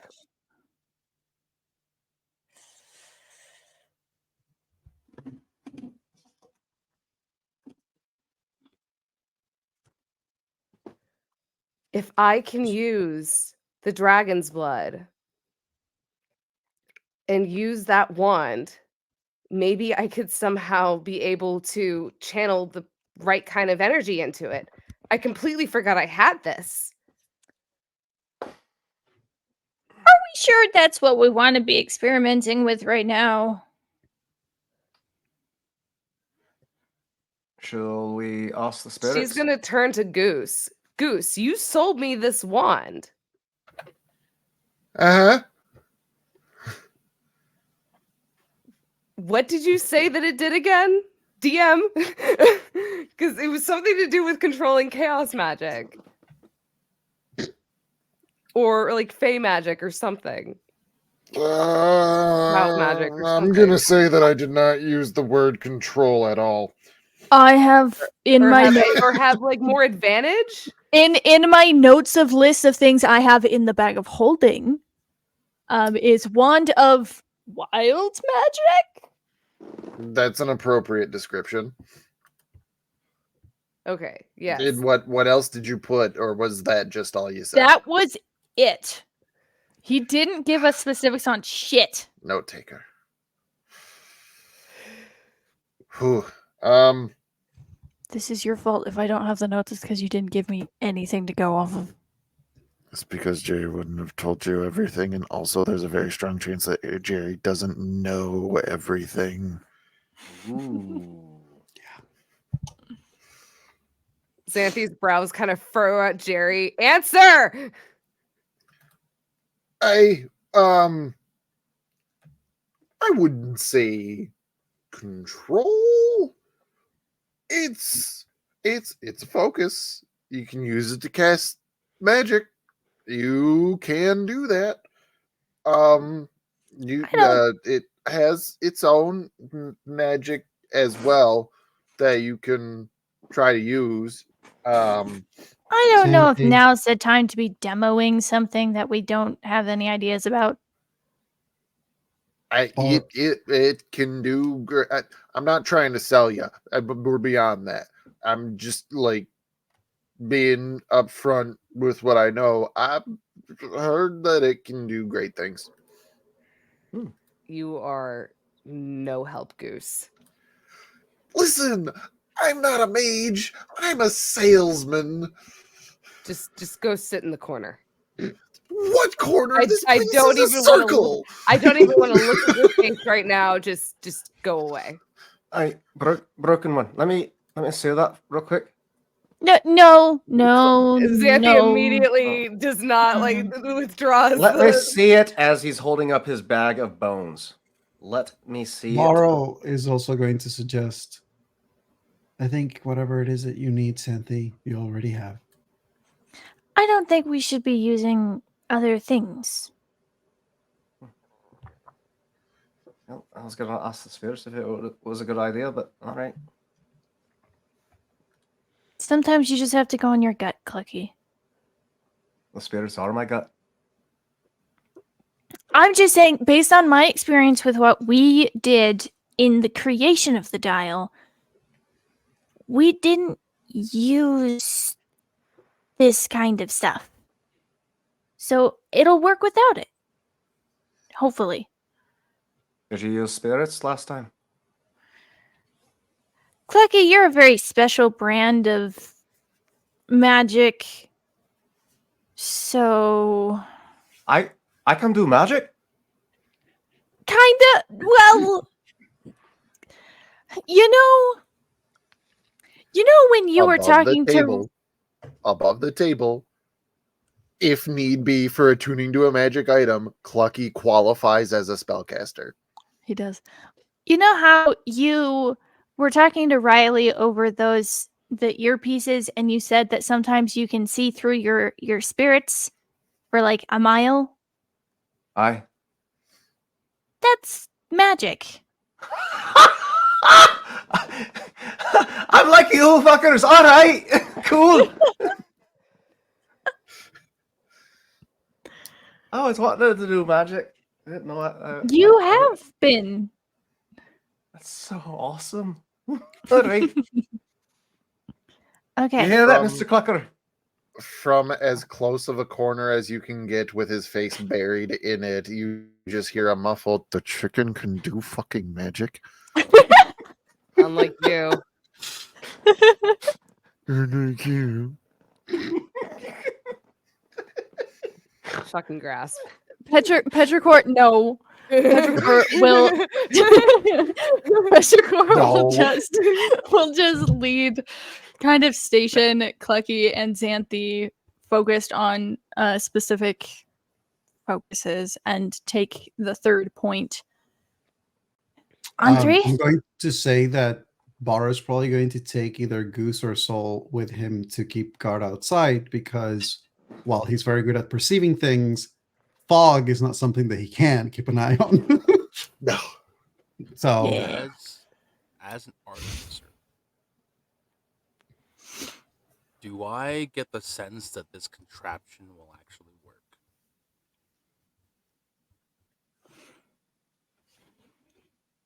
– Sometimes you just gotta Just trust the spirits. because you've read the notes that you've recovered from this very laboratory, that will give you the ability to roll an Arcana check to guess. Have you ever just thought like shits and giggles? Listen, All right, Mr. you ever Clucker. see Do Dexter's it all for lab? shits and giggles. in Dexter's lab. Do you ever see Well, Dee Dee's point of approach to things? What does this button I've always do? hated DD. I've always hated her. Hey, listen.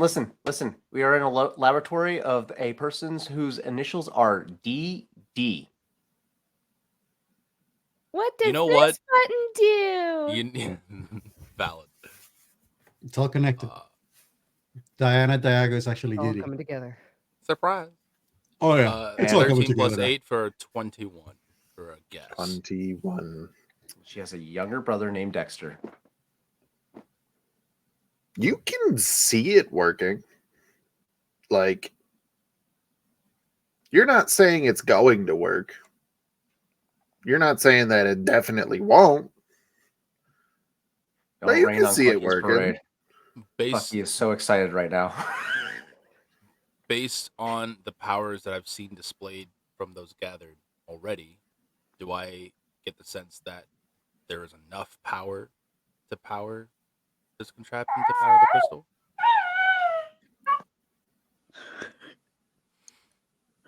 I didn't That is make a that no. noise. That wasn't me doing things.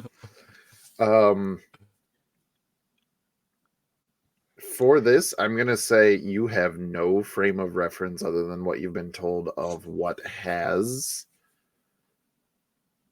I've seen dragons before. Did that thing just fucking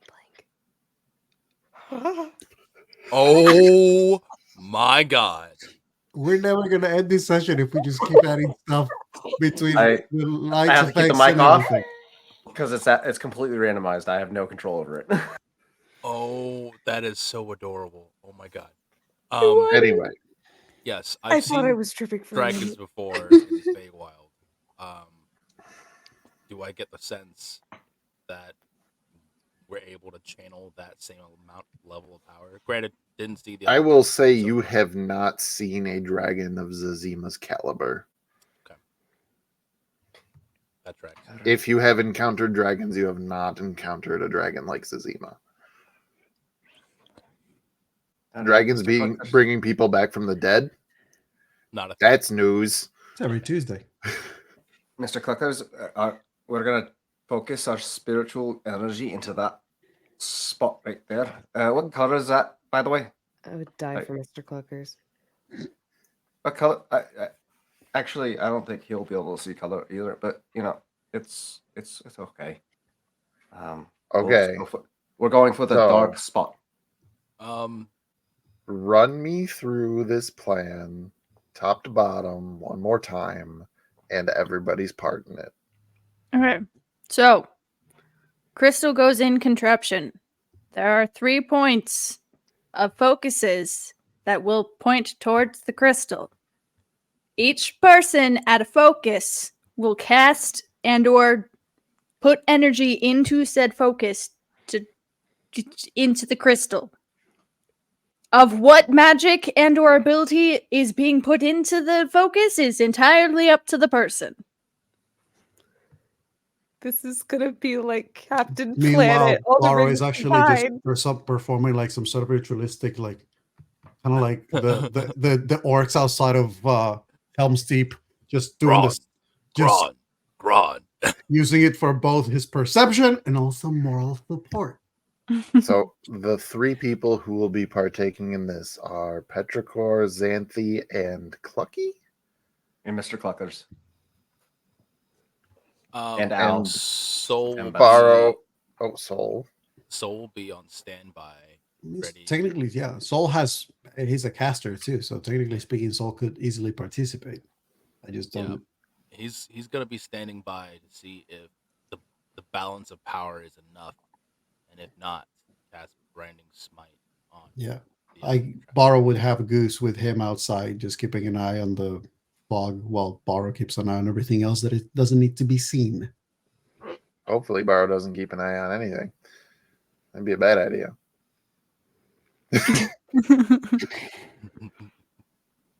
Okay. Here. Oh, I am So so you take a quick nervous. one. I am so scared. Barrow and Jerry remove themselves outside the outside the lab. Hang on. I just got a thing from my my earbud. We're gonna put the other one in. We're gonna take this one out.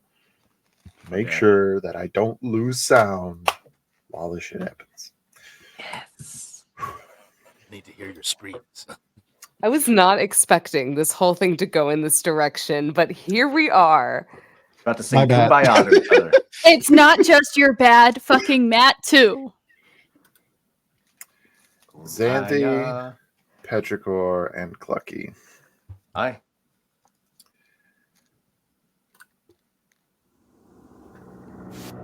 That's loud. That's very loud. Turn down. Oh. You all take your positions around this contraption.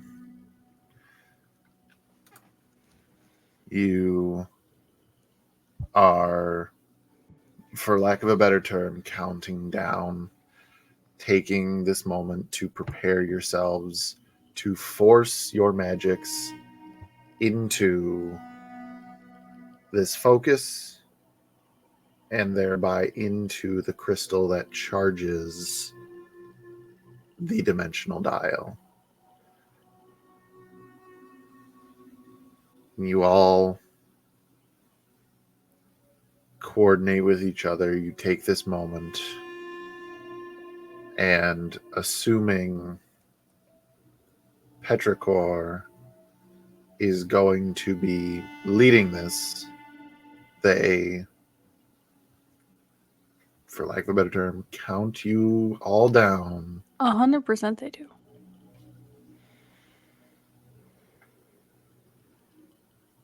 and in the moment that they reach 0,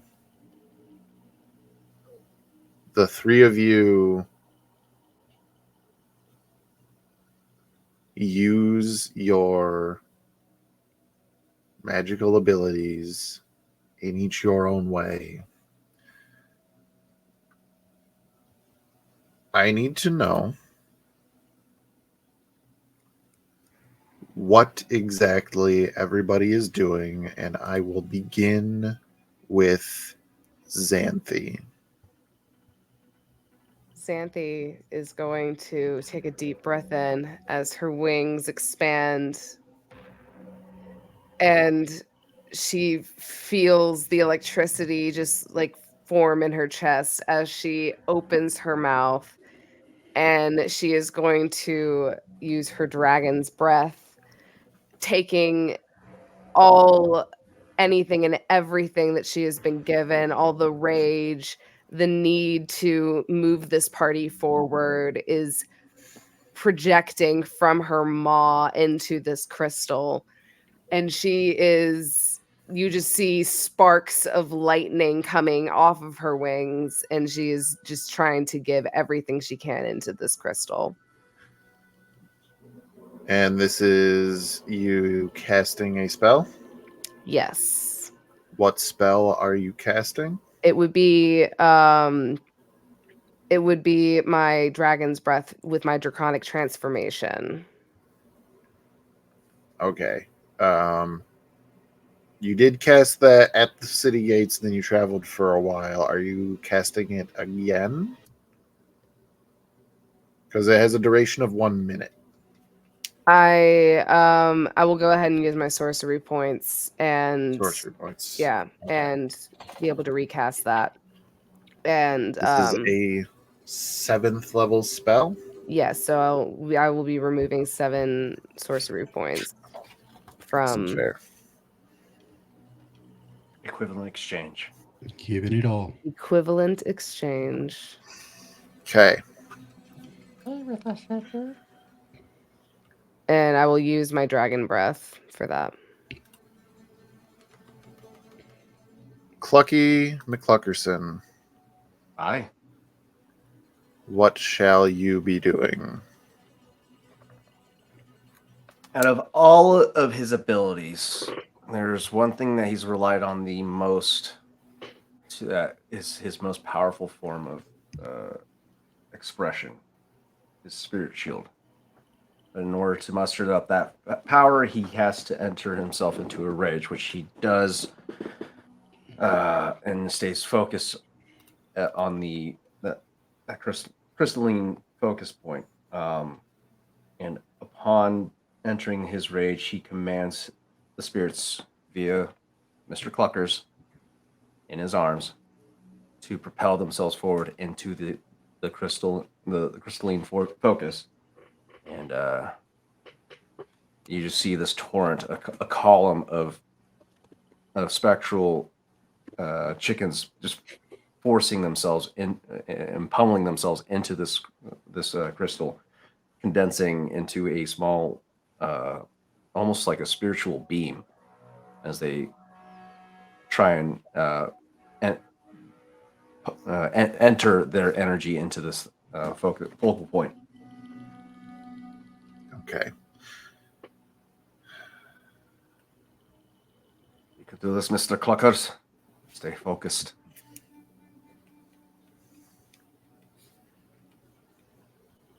I will burn in rage point. Okay. And Petrichor.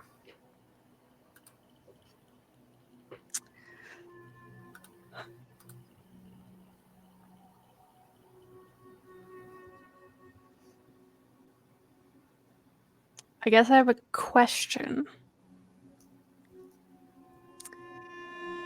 Could I do both an action thing and a bonus action thing?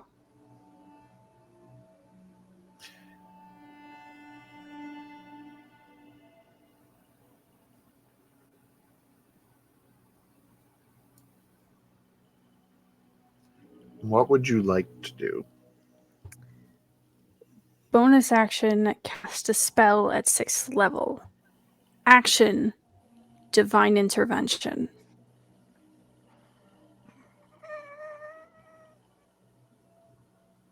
Which I know I have to roll for. A spell at 6th level. What spell are you trying to use?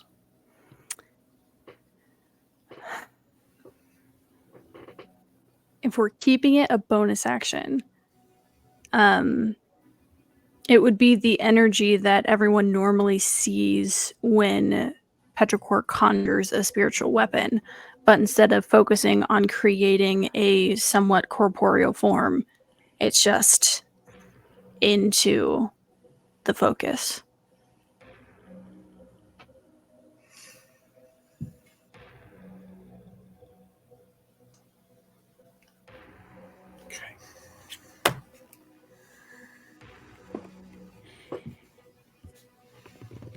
Beam of radiance propelled forth.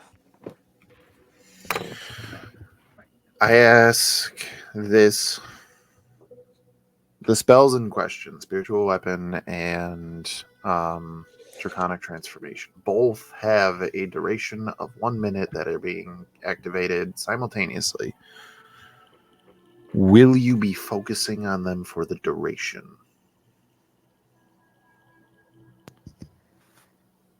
I would say full concentration, full focus in on it. If I need to even like give up spell slots and more sorcery points to recast to have it continuous, I will do so.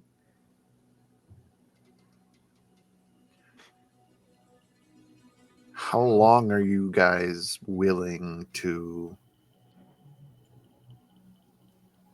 work on this? Petrichor is going to go until either sees positive results or sees the beginning of negative results. in which case is going to basically ripcord everybody. So concentrating outside of the possible divine intervention if I'm allowed. This is so fucking intense. So Clucky's rage can only last up to a minute. That's while he's taking. That's if he's taking damage or attacking actively. So I would say during this period, if it seems like he's about to break concentration of his rage, Hey, he's going to pull out. hey. Don't worry about it. Oh, okay.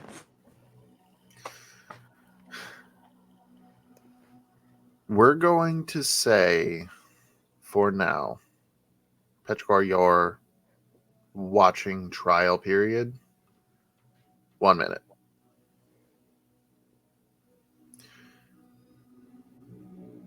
This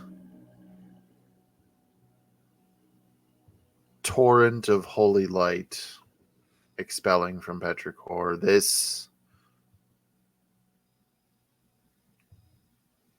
stream of lightning arcing from Xanthi's mouth into this focus, and literally sounds funny because it's stream of chickens, but a more apt description being a full-on beam of spiritual energy fueled by rage from Clucky begins getting focused into the crystal.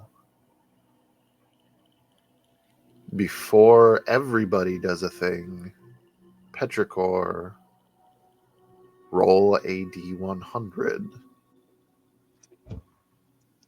And if I am looking correctly here, I have to get under a 10%. to get under a 10.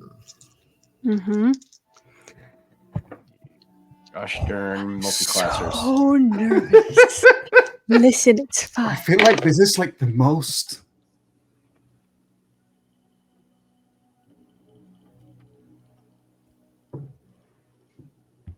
It's a 3.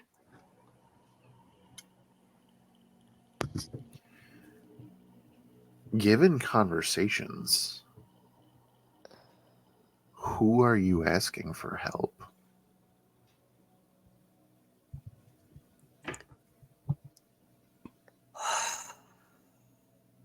And honestly, would you?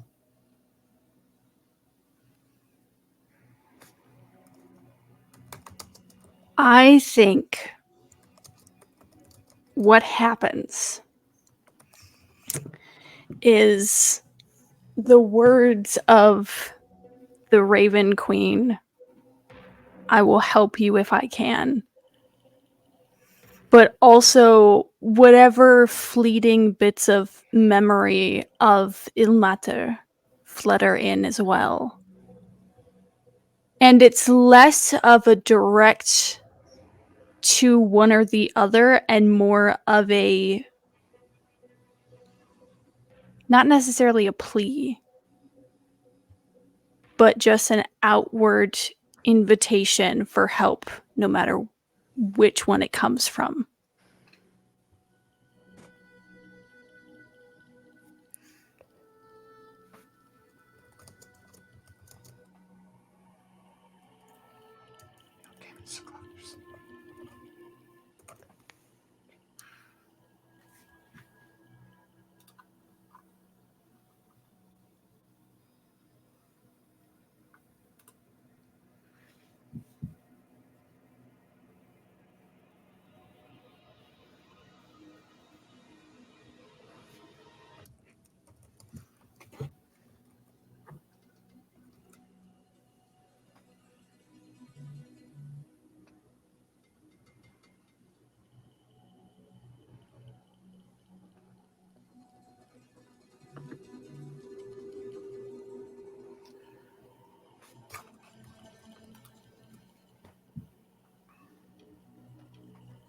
strong, Mr. Cluckers.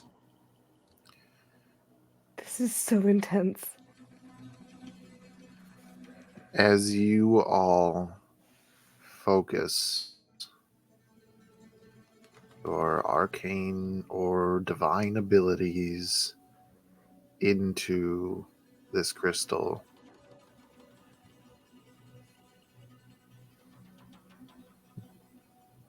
Soul, watching this whole thing go down, you're ready to jump in if you feel you need. Borrow outside with Jerry, you can't help but listen to the sounds of arcane energy leaping like static from cloud to cloud and the crackling of lightning.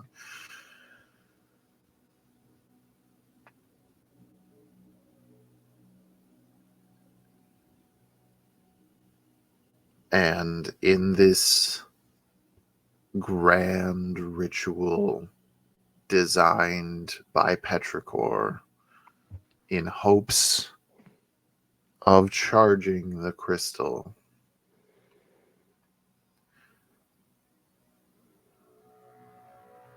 Xanthi, I need you to make 7 spell attacks. Clucky, I need you to roll 3d6 10 times. Petrichor, I need you to roll 15 spell attacks. And all of you get those numbers added together and send them to me in a private message to be discussed next week. Oh God! Oh my god. Oh my god. So Matt, so for my dragon's breath, it is a saving throw. Do I just add the plus 12 for You will talk. Okay. Thank you all very much Oh my god. for sticking around for this session, which talk about taking a left turn. It happens those nights where you're a DM and you're like, this is what the party's gonna do, and no. You were thinking here and they are way over there. Almost even further over there. But you roll with the punches, and I just have one question. Did we all have fun? Mr. Sorry, Oh me. Cluckers. my god. Why do we have, I don't need We sleep. I need cannot. answers. I cannot. It sounds like fun. So thank Matt, you your all so audacity much. knows no bounds. Oh my god. Tune tomorrow for Tales of Arden, Tuesday for Edge of the Empire, and then we will meet back here to see if we operate once again the dimensional dial. Dr. Diago. Bye. Everything will be okay, Mr. Cluckers. See you next time.